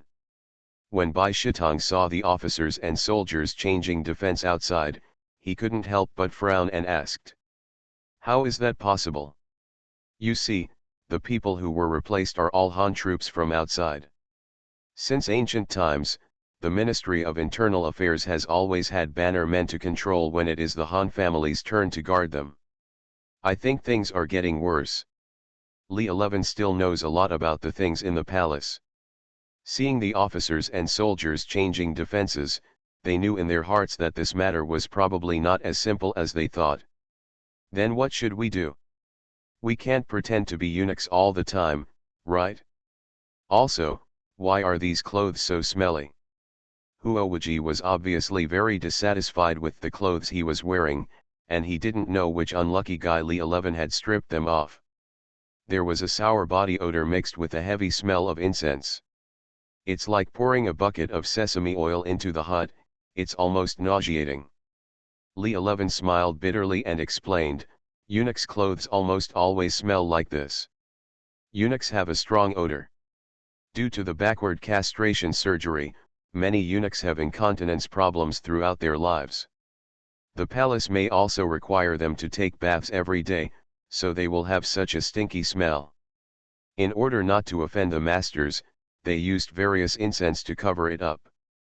So generally speaking, when a well-connected family sends their child to the palace, they often spend a lot of money and hire a skilled master to perform the surgery. It is said that as long as you have enough money, the master can still retain some characteristics for you when cutting it. As for what to do now, Li 11 didn't know, but his particularly sensitive intuition told him that this matter had not passed away like this, and even greater trouble was still to come. I said, otherwise, let's go to the inner treasury to kill him now, and then find a way to sneak out. Kinju looked at the warehouse not far away with 2 pairs of eyes eagerly watching. When they passed by just now, they took the opportunity to glance inside. Just looking at the decoration and furnishings inside made them salivate. They believed that there must be unparalleled treasures hidden inside. No. Li 11 immediately vetoed the proposal. Now is the time when security is at its highest. Whoever takes the lead will be ruined. Wait a minute, this matter is not over yet, and the big shots are still gone. We small fish and shrimps must not be the first to take the lead. That's right, don't forget that there are so many strangers in the world who are hiding in the Forbidden Palace. They won't be able to find us for a while. Just wait. Bai Shitong agreed with Li 11's idea, but after saying this, he couldn't help but cough heavily. Seeing that his health was getting worse, Li 11 hurriedly said, well, let's go to the medicine store first to see if there is any medicine that can alleviate your condition. Don't go, it's too risky. Bai Shitong waved his hands repeatedly, but after saying that, he couldn't help but cough again. Let's go. Otherwise, your body will not be able to bear it, and in the end, everyone will be affected by you.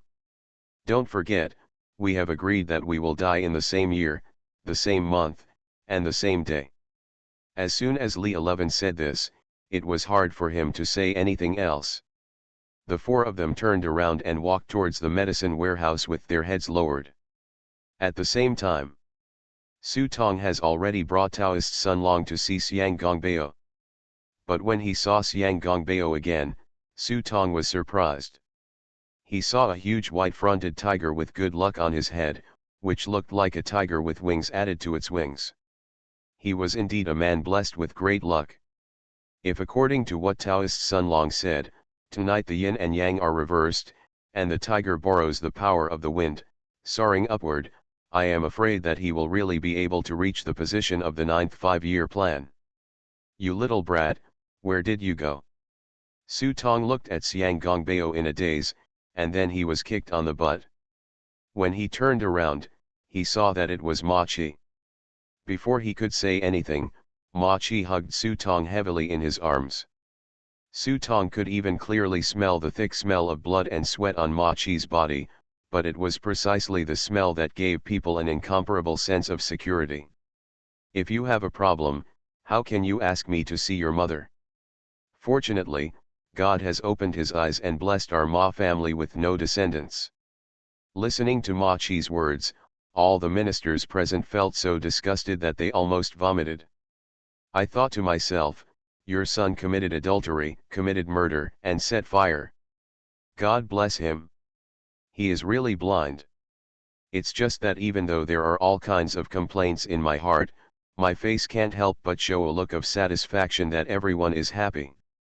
Dad, please let go, I can't breathe. Su Tong really couldn't stand this sudden father's love. After all, no one would feel comfortable having their face pressed against the cold armor.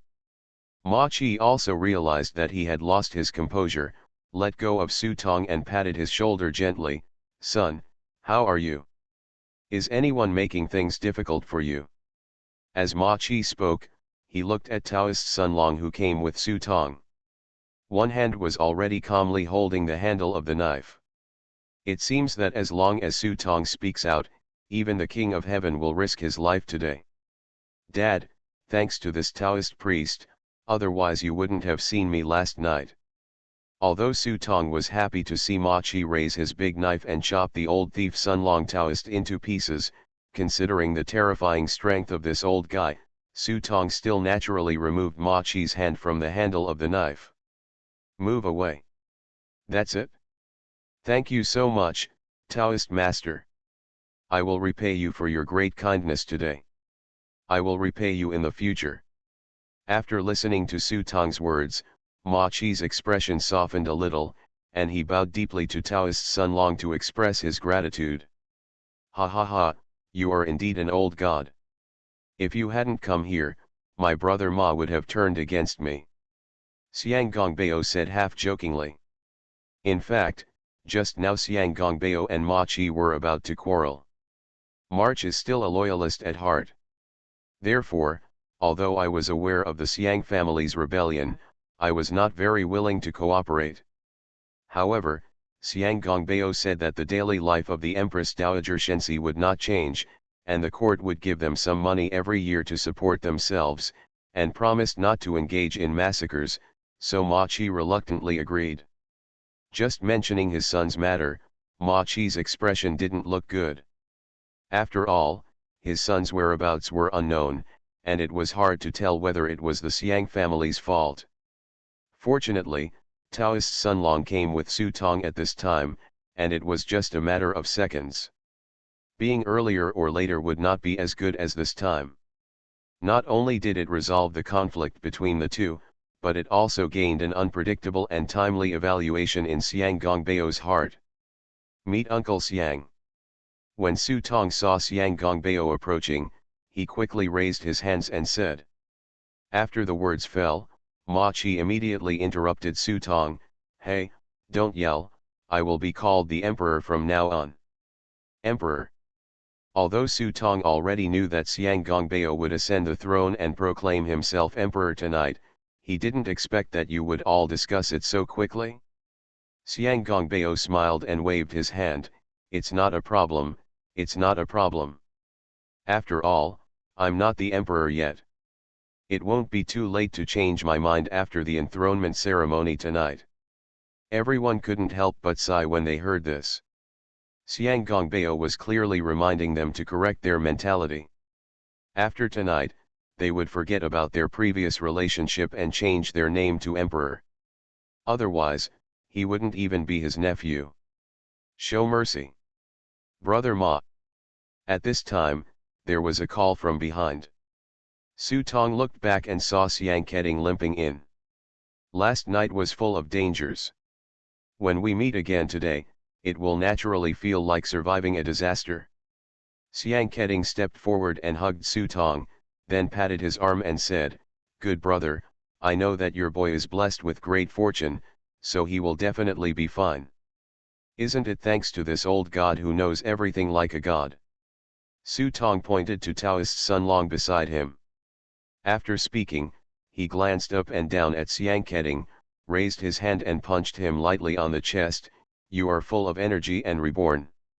After tonight, I will change my mind, I can't call you brother Xiang anymore. What's the point of being polite among us brothers? In private we can call you whatever you want." Xiang Keding looked disapproving. Su Tong smiled and nodded, but sneered in his heart. "That's it, then I should call you Xiang Keding. Still. Pretty Xiao Feng." Infinite Script Killing. Author, Guo Shui Gan Xiao. Chapter 423. Seize the body. Change skin. Disguise. Or, mind control. Su Tong didn't know, but what was certain was that the Xiang family son in front of him, the future prince, was definitely not Xiang Keding himself. Even though her skin is exactly the same as Xiang Keding's, the changes in details are definitely unmistakable. At the beginning of entering the world of this script, my first mission reminded me that in this world of scripts, things like seizing one's body are not uncommon. Now it seems that this reminder is not unreasonable. But whether she is Chiao Xiaofeng or not, it doesn't matter to him. What matters is that Taoist Sun Long has already sent Xiang Gongbeo a long-awaited gift. A square jade seal, 4 inches in diameter, with 5 dragons on it and 8 seal characters engraved on the front, ordered by heaven, longevity and longevity. As soon as the jade seal appeared, everyone naturally exclaimed. Su Tong took a look at Kimin with his life eye and saw that it was shining brightly, as if there was a cloud of rays of light covering it. It's just that the light was too weak. Even if he had never seen the real jade seal, he could still tell that this thing was definitely not authentic. But who cares? Does Xiang Gongbeo care? Not give a damn about. Do the ministers here care? Haha, even a fool knows that this thing can't be true. Because of this thing, it appeared twice in Daetong dynasty. Once, the founding emperor of Daetong destroyed the Mongolian Lindan Khan, and his descendants presented the so-called national seal of the Yuan dynasty. During the reign of Emperor Qian, he built a jade seal on the Yellow River and obtained a jade seal, which was also a national jade seal. Later, both jade seals were confirmed to be fakes. But what about the fakes? Everyone just takes the fakes as genuine, just to make up the numbers, and no one goes into the details. This is obviously the case at this point. Who cares if this thing is true or false? Before Xiang Gongbeo ascended the throne, a mysterious Taoist sent him the imperial seal. Just such a statement added to the legitimacy of Xiang Gongbeo's succession to the throne. As for other things, it's not important. Now that Mr. Xiang has given birth to the jade seal, it seems that he is destined to do so. We respectfully ask Mr. Xiang to inform the world so that the world can see things right. Yes, things will change if things are delayed. The sooner the better. Xiang Gongbeo's original intention was to wait. Even if everyone knew that he had this intention, he still had to go through a process of 3 invitations and 3 resignations. After all, only by acting well can you have taste, but now that everyone is saying this, Xiang Gongbeo will naturally start to murmur in his heart. Xiang Gong, in this troubled time, everything should be done with the force of thunder. Don't forget that the vassal kings of each state are still here. As soon as these words came out, Xiang Gongbeo's expression changed. Immediately, people were asked to prepare documents, not only the seal of the Empress Dowager Shenxi, but also the newly acquired imperial seal. Haha, at midnight tonight, the sun and the moon alternate. It is a good time that does not happen once in 1,000 years. Your Majesty can ascend the throne at this time, which can ensure the prosperity of the country. Taoist Sunlong pinched his fingers and calculated carefully, it's just that on this great day when the world changes, some evil spirits will inevitably appear, and 12-star observatories need to be arranged in the palace. Pandeo will be in charge personally, and the emperor will it's a peace of mind. Xiang Gongbao's eyes lit up when he heard this. He knew that Taoist Sunlong had great supernatural powers and was a real land immortal. He quickly grabbed Taoist Sunlong and said, "Thank you, immortal. After I ascend the throne, I will definitely confer the immortal as the national preceptor His Majesty." In response to this, Taoist Sunlong just shook his head. Pandeo's Taoist name is Sunlong. Now that the real dragon has returned to his throne, the future will be peaceful for all eternity. Pandeo's vocation will be fulfilled from now on. The glory and wealth in this world will no longer be with Pandeo. Hey, it's old green tea. Su Tong stood behind and listened, thinking that you have taken away the last bit of dragon energy, so why do you want any more human fireworks? Without further delay, Pandeo will go and make preparations. However, I am not familiar with this palace and there is still a shortage of manpower around me. Please ask Mr. Xiang and Mr. Ma to accompany me. Taoist Sunlong asked people by name, and both Ma Qi and Xiang Gongbao felt relieved. In their eyes, Taoist Sunlong may be a god or a stick, but he is definitely a peerless master. It is always safer to be with such an expert than to be with themselves. So Xiang Gongbao readily agreed, summoned the two of them, and repeatedly told him to follow Taoist Sunlong's orders in everything.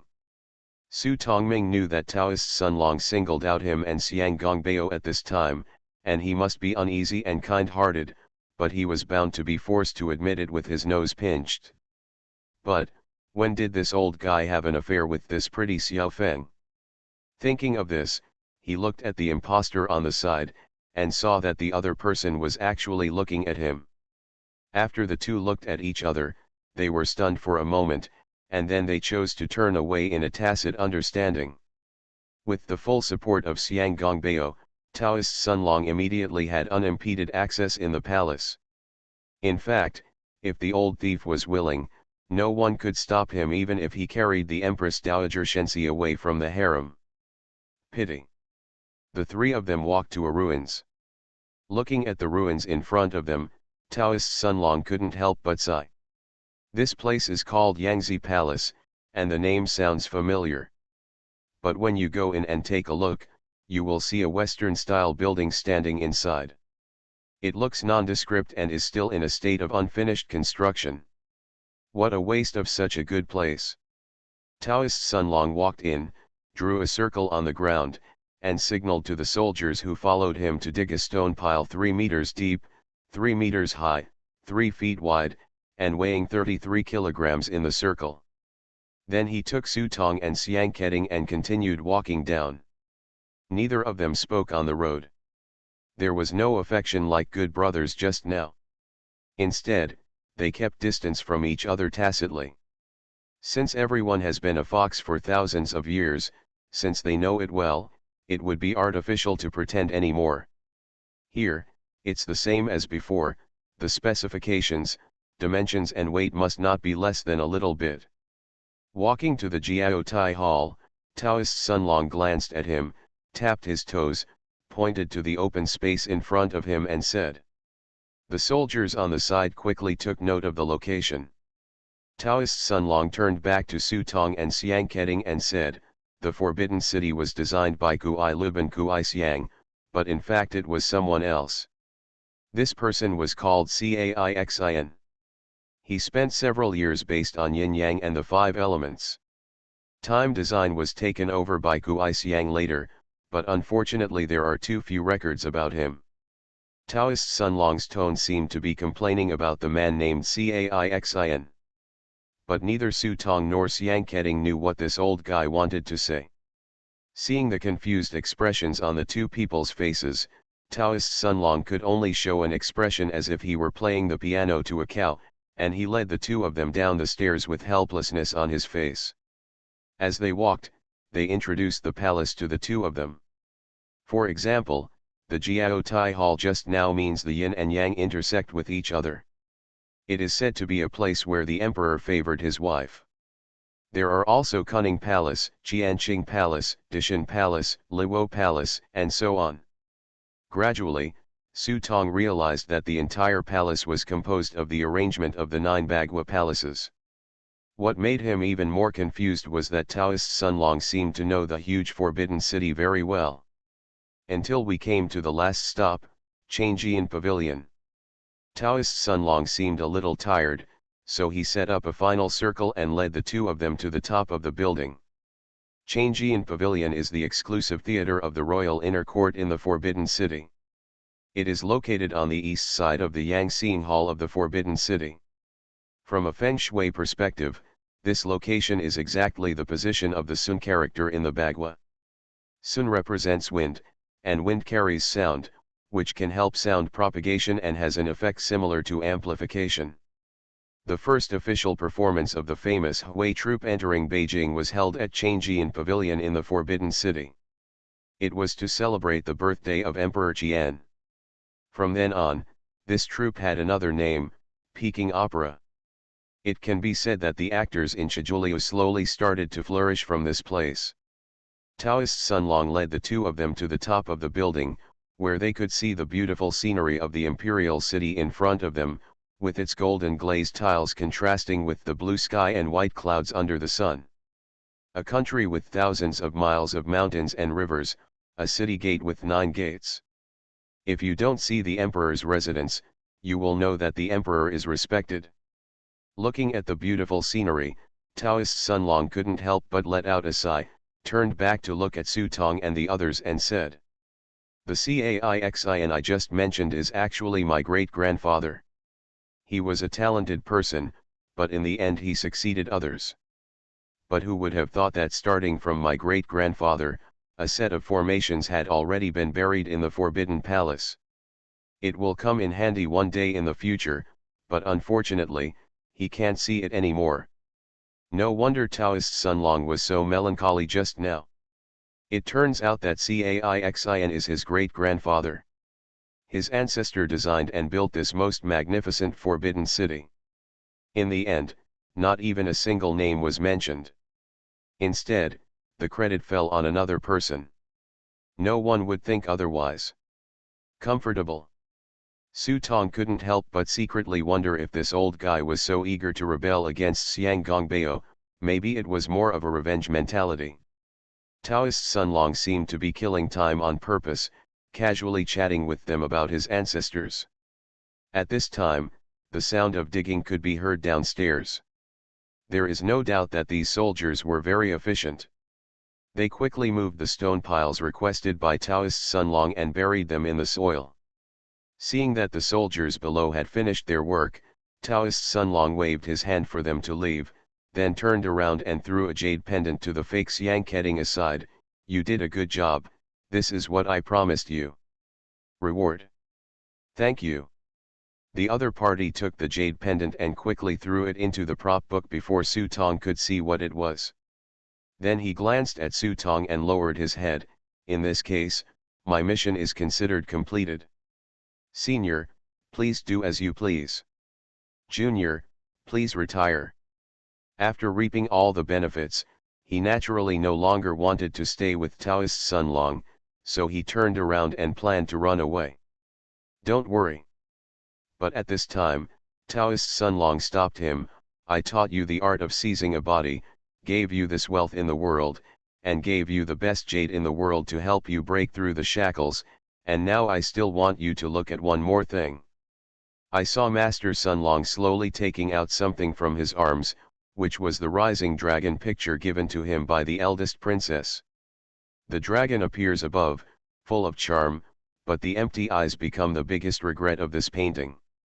Qiao Xiaofeng was suspicious when she saw this, not knowing what Master Sun Long was going to do. Just as he was doubtful, Taoist Sun Long looked at Su Tong again. The rising dragon picture is Wu Daizai's pinnacle work. Ordinary people cannot point out the eyes for him, so there is only one way to point out the eyes. When Taoist Sun Long said this, Su Tong and Xiao Xiaofeng suddenly felt a bad premonition in their hearts. The exchange of glances between the two parties was fleeting, and a thought came to their minds at the same time: escape. But Su Tong gave up this idea the moment it first emerged, because he saw the eldest princess walking out of the door behind them at some point. The cold eyes were staring greedily at his neck, and the sharp fangs were slowly exposed. Infinite script killing. Author, Guo Shui Gan Xiao. Chapter 424. Master. It was not just the eldest princess who walked out together, but also Li Ro and Fu Ning. It seems that the three of them have been waiting here for a long time. Li Ro looked at Su Tong nervously, tears already welling up in her eyes. In the eyes of others, she was the holy son of the White Lotus sect, but in fact she had no cultivation or strength at all. When she woke up and witnessed when the princess sucked a living person and hummed him, the fear in Li Ro's heart could no longer be described in words. Hum you. When he saw the eldest princess coming out from behind, Xiao Xiaofeng, even a fool, knew that things were different from what he thought. After cursing, she jumped up and held a small pocket watch in her hand. The bronze watch body is full of traces of time, and even the surface has cracks. Time traveler. It is rumored that this is a magical creation created by the time builder from a piece of solidified time, but unfortunately, it is not authentic. Active skill 1, Arrow of Time. After activation, it can cause a stagnation and slowdown effect on the surrounding time. The specific effect needs to be determined according to the consumed script.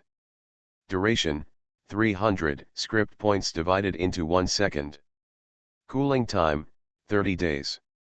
Note, even if it is not authentic, this is still a magical item. Some people have used it to create miracles, but there are also some people who have used it to lift the skirt of a young woman. After Xiao Xiaofeng pressed the button on the clock with her fingers, a large number of script points evaporated instantly, and at the same time, a strong light erupted from her body. Under the strong light, Su Tong clearly felt that the speed of time and space around him seemed to be slowing down exponentially. Even if he moves a finger, it seems like a very long time has passed. It's like someone suddenly increased the playback speed of the video to 0.5 times. The only thing that is not affected may be his own thinking and Xiao Xiaofeng herself. It is a powerful item card that can be called an artifact. It is obvious that Xiao Xiaofeng is not a newbie, but a top expert player. Faced with such a powerful prop card, only 3 words flashed in Su Tong's mind. However, there are no eggs. Sure enough, the moment Xiao Xiaofeng jumped down from the attic, a strong sense of oppression instantly enveloped his head, accompanied by suffocating darkness. Xiao Xiaofeng's whole body was pulled into threads by the strong light shrouded in darkness, and was still being squeezed and broken. How can it be? This is the first time that such a strange situation has appeared for the invincible trump card. The unstoppable horror in his heart made him look back. When he looked around, the world in front of him was completely dark, and he could only see 2 pairs of shining red eyes in this dark world, standing on the attic looking at him from afar. No. The 2 figures seemed as tall as mountains, and he was completely shrouded in their shadow. Click. Warning. Time traveler has suffered irreversible damage and is in a damaged state after causing huge cracks. With a crisp sound, the pocket watch in Xiao Xiaofeng's hand could not withstand such strong pressure.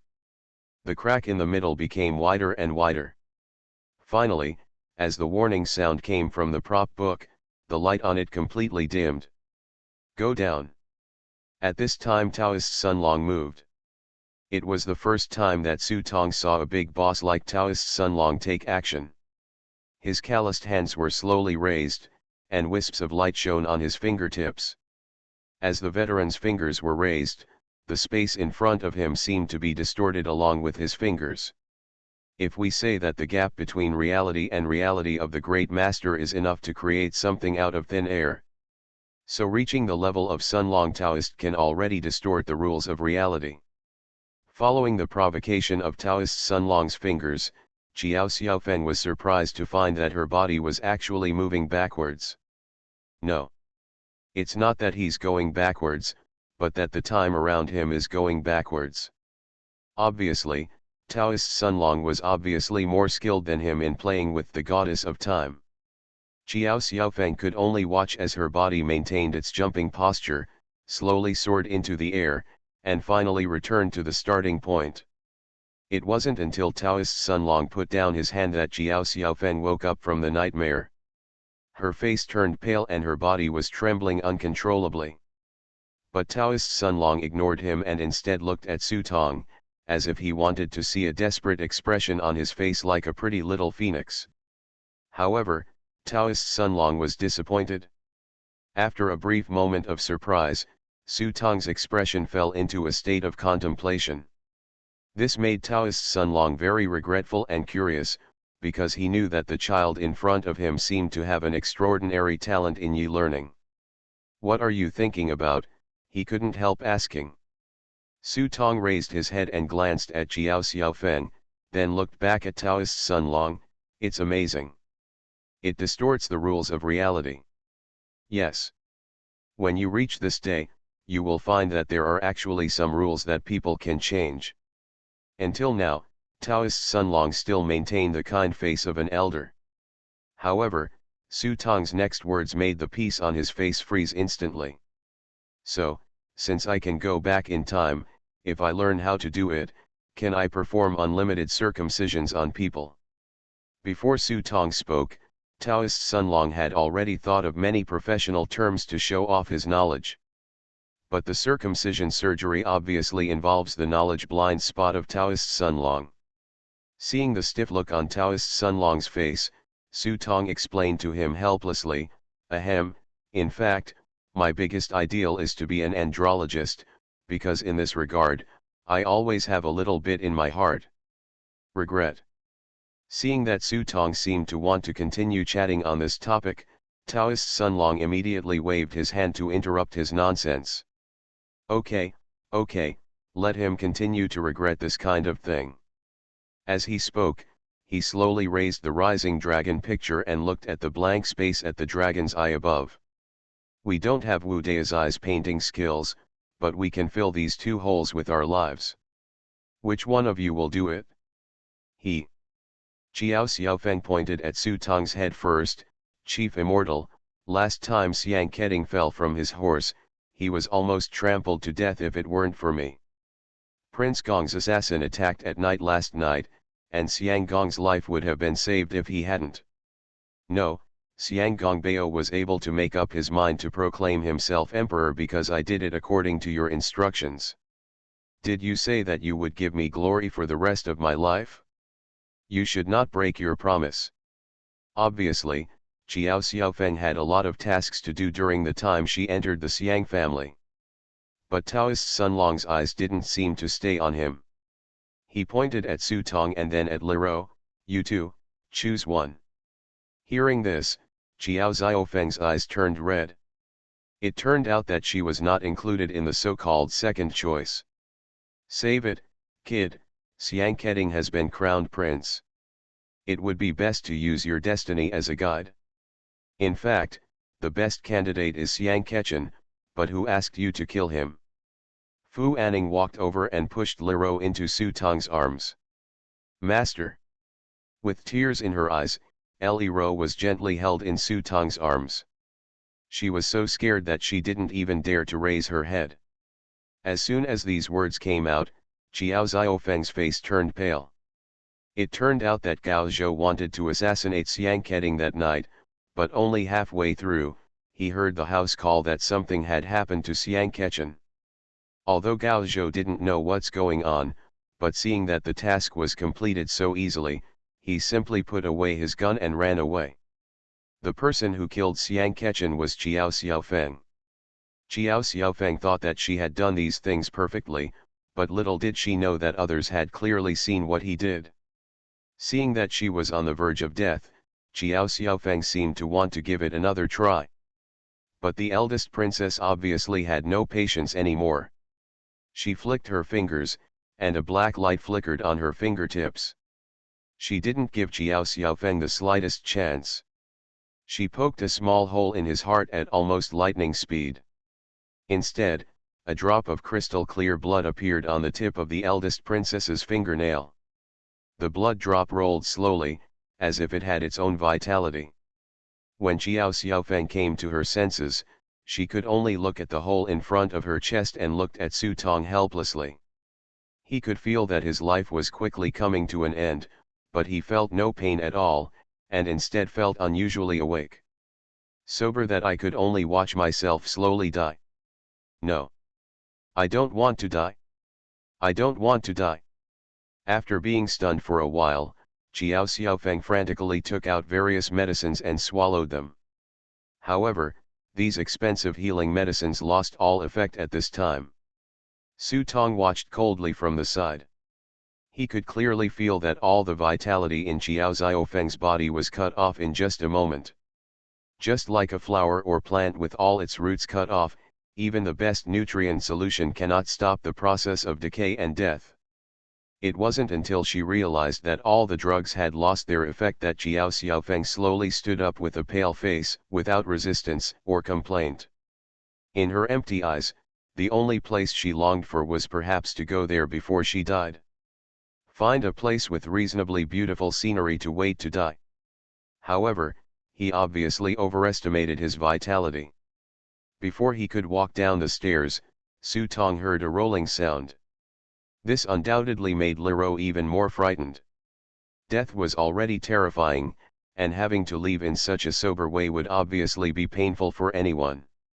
It's like drinking a bottle of paraquat, which gives you time to regret but never gives you the slightest chance of survival.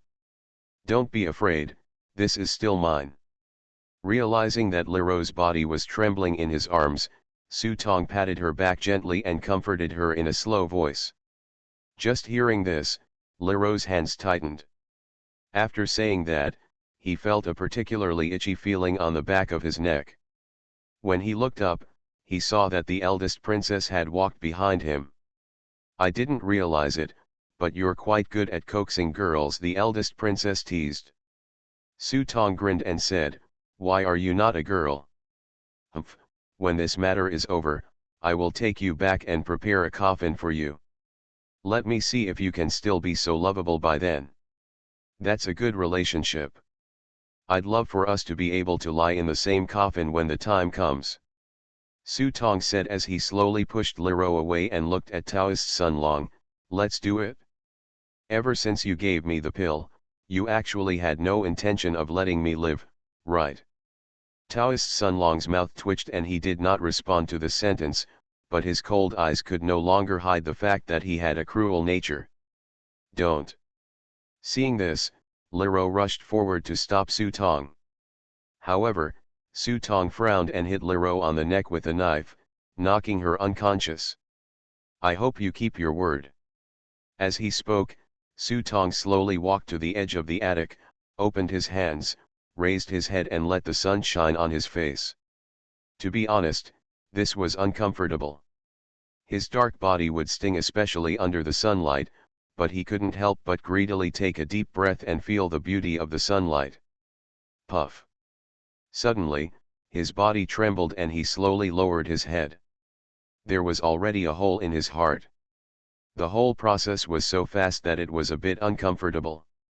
Looking back, I saw blood beads gathering on the eldest princess's fingertips. At the same time, he could clearly feel that the vitality in his body was rapidly collapsing. The sun will set in an hour. Find a place where you can't see the light. Maybe you can hold on until tonight when the world is turned upside down. Taoist Sun Long stood up. He knew the peculiarities of Su Tong's physique and gave him a fairly conscientious suggestion. But everyone knows that this is not a good intention. The process of making people wait to die in hope will be even more painful. Take this girl away too, just in case. Fu Anning stepped forward, reached out, and grabbed Lero's hair, preparing to lift the person from the ground. "Hello." Fu Anning raised his head and saw Su Tong looking at him sideways. "Old guy, just be a human being, Be careful, I come back to settle the score with you. Fu Anning wanted to sneer and mock this guy, saying, how can a person who is about to die act like an uncle? But looking at Su Tong's cold eyes, he finally swallowed these words. After all, fighting with a dead man is not a wise choice, not to mention that if this kid really lets go and risks his life, Fu Anning is not sure. Taoist Sunlong and whether the eldest princess will help herself. So he slowly let go of Leroux's hair and slowly picked up Leroux. Little guy, wait for me here. The eldest princess blinked at Su Tong and left with Taoist Sunlong. Su Tong sat on the attic, watching the three people leaving. His eyes gradually became expectant. A ring was taken out from the props book and gently clasped on the finger. Sit down quietly, as if waiting for something. I don't know how much time passed, but Su Tong's face became increasingly pale. The eldest princess took away not only the essence and blood in his heart, but also the anger of the whole person. Gradually, his consciousness seemed to be blurring, and he couldn't lift up any strength at all. Suddenly Su Tong raised his head suddenly, staring straight ahead. Da-da-da. I heard crisp footsteps getting closer and closer, and along with the footsteps, there was a burst of brisk singing from a girl. You can imagine how happy a woman wearing high heels and humming a song feels at this moment. Finally come. The footsteps were getting closer and closer, and Su Tong's vague consciousness became clearer and clearer. He couldn't help but lick his tongue on his chapped lips. He knew that the person he was waiting for was here. You are listening to Novels at Bless Up channel. Wish you happiness and luck. Please subscribe to receive new novels. How do you feel about this novel? Please like and leave a comment. Infinite Script Killing. Author, Guo Shui Gan Xiao. Chapter 425. Huh. Taoist Shunlong and the eldest princess stopped at the same time, and they turned back to look in the direction of Changjian Pavilion. It was obviously a sunny day, but a thick dark cloud floated from the west, shrouding the sky above Changjian Pavilion. Fu Ning vaguely sensed something was wrong. He pinched his fingers and calculated carefully. However, after calculating for a while, he still couldn't figure out the reason. It seemed as if his arithmetic suddenly became ineffective. Forget it, it seems to be a god. Taoist Sunlong couldn't help but feel disgusted when he saw Fu Anning clasping his fingers to deduce. God. Fu Anning was shocked when he heard this. They said that there are gods 3 feet above the head, but the distance of 3 feet is already 2 points between heaven and man. Sects of all sizes in China believe in gods, and even fishing boatmen will worship the Dragon King. But Fu Ning has read many ancient classics, and it is recorded that gods were no longer able to come to the world at will a long time ago. The specific reason is unclear. But it is not absolute. Unless some special method is used, the gods will never come to the human world on their own initiative. For example, in the land of Baiyu, the Liren Tao Dharma god fighting technique spread is the authentic method of inviting gods. There are also some southern legalists who also have ways to invite some gods. In the Central Plains, as far as he knew, there were very few ways to summon gods. To be honest, it has something to do with those underworld. After all, it is difficult to recruit the great gods above. On the contrary, the ghosts and gods in the underworld are relatively easy to talk to. Alas, it's not that they are kind, but that they are more pragmatic. It's not my Chinese god. It's just a little miscellaneous god from the West. It's not a big deal. Taoist Sunlong sneered. The eldest princess just frowned and said coldly, "Let's go, don't waste time." Taoist Sunlong nodded and said no more.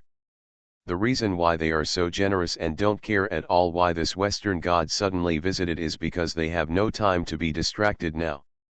More importantly, even if it is a low-level person, miscellaneous gods are not something they can easily deal with. Da-da-da. The footsteps are getting closer and closer, and the ethereal nursery rhymes seem like a little girl lying next to your ear, singing softly with a hoarse and fuzzy voice. It was a nursery rhyme, but the lyrics were horrifying to think about. Tick tick tick tick, sister is back home. Tick tick tick tick, my sister's voice was hoarse. The water drops flowed down her hair, ticking. Sister. When I got home, Grandpa was very scared. Tick, tick, tick, sister is holding Mom and Dad in her hands. Su Tongqiang took his last breath and managed to cheer up and make himself sit more comfortably. But as soon as he moved, he felt his ears itching. When he turned around, he saw a girl wearing a scarlet cloak skirt sitting on his shoulders, but he could not feel her weight at all. The girl showed her sharp little fangs towards Su Tong, as well as the curved horns on her head. Her dark red pupils could no longer conceal her inner excitement. Even the slender tail behind her butt was floating back and forth in the air. Hey! You are actually wearing clothes? By the way, why have you become smaller? Su Tong looked the girl up and down. He was sure that although the girl's appearance had become cuter, he knew very well that the harmless-looking little devil in front of him was Lilith. Because since she appeared, the mark on his body has started to hurt? I can stay naked if you like. Lilith jumped off his shoulder, glanced at the small hole in Su Tong's chest, and pouted, "How pitiful, I thought you would die more happily." Lilith said, slowly inserting her fingers along the hole in Su Tong's heart, and pressed her face against Su Tong's cheek. Hiss. The taste of your soul makes me look forward to it more and more. Maybe I can bring you to the dinner table tonight and treat my best friend to a banquet. When Lilith was speaking, her fingers were still twisting back and forth in Su Tong's heart, but Su Tong didn't feel any pain. Just squinting at Lilith's excited expression, her vision gradually began to become blurry, but at this moment, Su Tong was smiling, and a smile appeared on his pale face. What are you laughing at? Sensing the smile at the corner of Su Tong's mouth, Lilith's joy gradually subsided. As a work that she was about to bring into her kitchen and become the staple food tonight, he was still smiling at this time. This smile made Lilith smell it. A sense of contempt. Unfortunately, Su Tong was speechless at this moment. He let Lilith hold his chin, and his pupils gradually began to dilate. Zitsize. At this moment, Lilith suddenly found that the finger she had poked into Su Tong's heart had become hot and black smoke was rising. Holy power!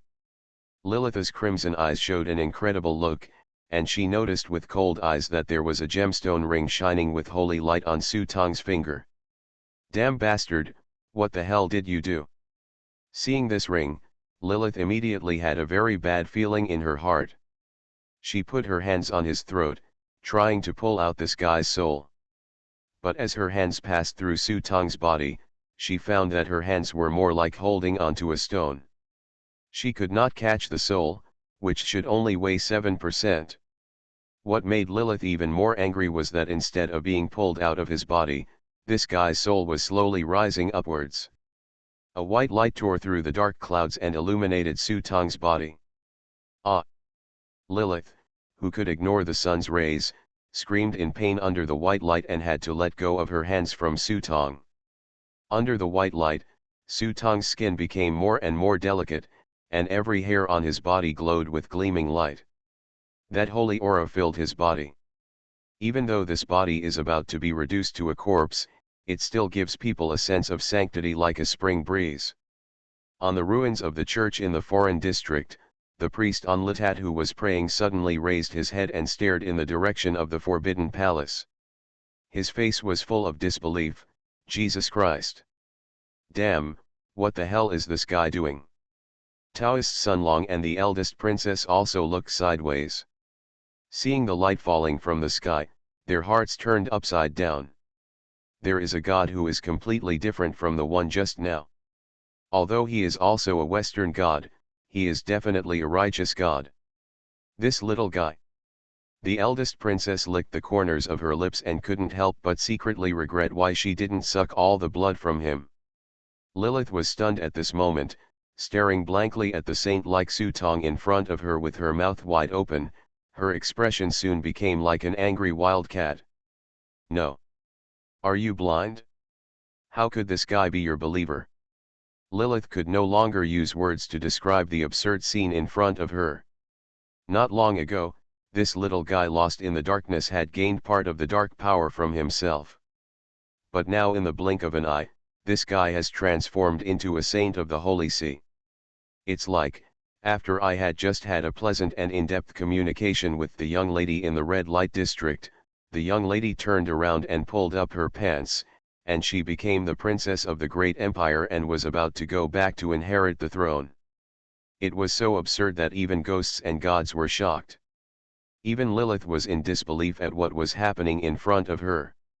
Sutong closed his eyes, silently enjoying the feeling of his soul flying out of his body, feeling as if he was soaking in a hot spring in the sun. Opening his eyelids and looking at the shocked expression on Lilith's face, Sutong smiled sinisterly, then silently raised his palm and pointed his middle finger at Lilith. Contempt. Frivolous. The look in those clear black and white eyes simply crushed her dignity to the ground and trampled on it. No. Lilith, who had never been so insulted before, was immediately furious. No one had ever dared to insult her like this, not even the 7 demon kings of hell. But at this moment, she was actually being despised by a reptile riding on her head. The fire of hell gushes out from her red eyes and engulfs her thin body. In an instant, her petite and exquisite body begins to swell, tearing apart her delicate clothes and bursting out of her favorite pair of high heels. Sutong was stunned for a moment. Looking at Lilith, who was rapidly transforming into a giant, Sutong was surprised and couldn't help but complain, "The only difference between you and the Hulk is 1 pair of pants. You damn reptile, get back in my pot." Lilith was extremely angry and stretched out her giant hand that covered the sky, trying to forcefully capture Sutong. At this moment, the entire Forbidden City, and even the people in the entire capital, suddenly felt palpitations and panic for some unknown reason. But at the same time, the usually blurry shadows above the capital were also alarmed. When these shadows slowly opened their eyes and looked towards Lilith. Only then did Lilith realize that this was not the West. But she couldn't care about that much anymore. Even if she offended these mysterious Eastern gods, she had to drag this damn reptile into her kitchen today, and then chop him into meat paste in the most cruel way. Maybe Bolognese pizza would be a good choice too. Lilith. The solemn scolding in the sky interrupted the recipe that Lilith was conceiving in her mind.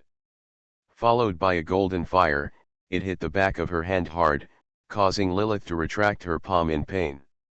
The white feathers fell down, and Sutong tried to reach out and grab one. When he took the feather, a hot breath was instantly transmitted from the feather. Then he raised his head and looked back. In the backlight, a woman with 6 pairs of wings behind her slowly walked down from the sky. Her long golden hair was spread over her armor, and the most eye-catching thing was naturally the spear burning with golden flames in her hand. Lilith. You have crossed the line. Go back to your kitchen, the saint's soul cannot tolerate your involvement. Sutong looked at the birdman and turned to look at Lilith. Although he could not speak, he still told Lilith with his eyes, "It's a pity. It seems that a kind person like me is destined to go to heaven." Infinite script killing. Author, Guo Shui Gan Xiao. Chapter 426. No. Michael, he can't be your believer. He is a despicable and shameless reptile. He has my mark on his body. You have no right to take him away. Lilith rolled up her tail and quickly wrapped Sutong around it, preventing this guy's soul from continuing to rise. Seeing this, a faint smile appeared on Michael's lips. He opened his palm and called out a thick code of law. Charity, humility, kindness, courage, justice, sacrifice. Only those with such noble character can feel God's call, ascend to heaven, and become God's servants there. His dedication and sacrifice have met the conditions for ascending to heaven. As a saint in heaven, I don't feel the slightest evil breath on him, only your dirty mark. But when he enters heaven, I will take his soul into the holy water and wash away this mark. Lilith, even if Satan comes in person, you can't take him away. I agree. Su Tong raised his fists to express his agreement with what this bird, this angel sister said. It's a pity that he can't speak now, otherwise Lilith will be so angry that he vomits blood. She has never seen such a shameless person. I don't. I can't get it, and you can't get it either. Lilith was obviously stunned with anger, and the fire of hell burned on her tail. The crimson flames were about to devour Su Tong in an instant. You dare. Michael's face turned cold. Even Satan did not dare to be so rude to him. The spear burning with golden flames in his hand burst out with terrifying divine brilliance. Just when the two were about to fight. Boom! A sudden sound of gongs and drums came, followed by Lilith's tail as if it had received an electric shock, and the hellfire above was extinguished. Along with Michael's spear, it also dimmed. A black shadow fell between the two. The blurry outline made it difficult to see his face, but you could notice that he was holding a gong for the clock in his hand. Guests from far away, please put away your anger. This is not your territory. This is the Central Plains. I hope his soul can return to his hometown. Who are you? Lilith and Michael were tense. They could not feel the aura of this god, but they were certain that this was definitely an ancient god from the east. Facing an ancient Eastern god, both Lilith and Michael were filled with awe. Because they know very well that in this place, some gods were born in an era that far surpassed their main god.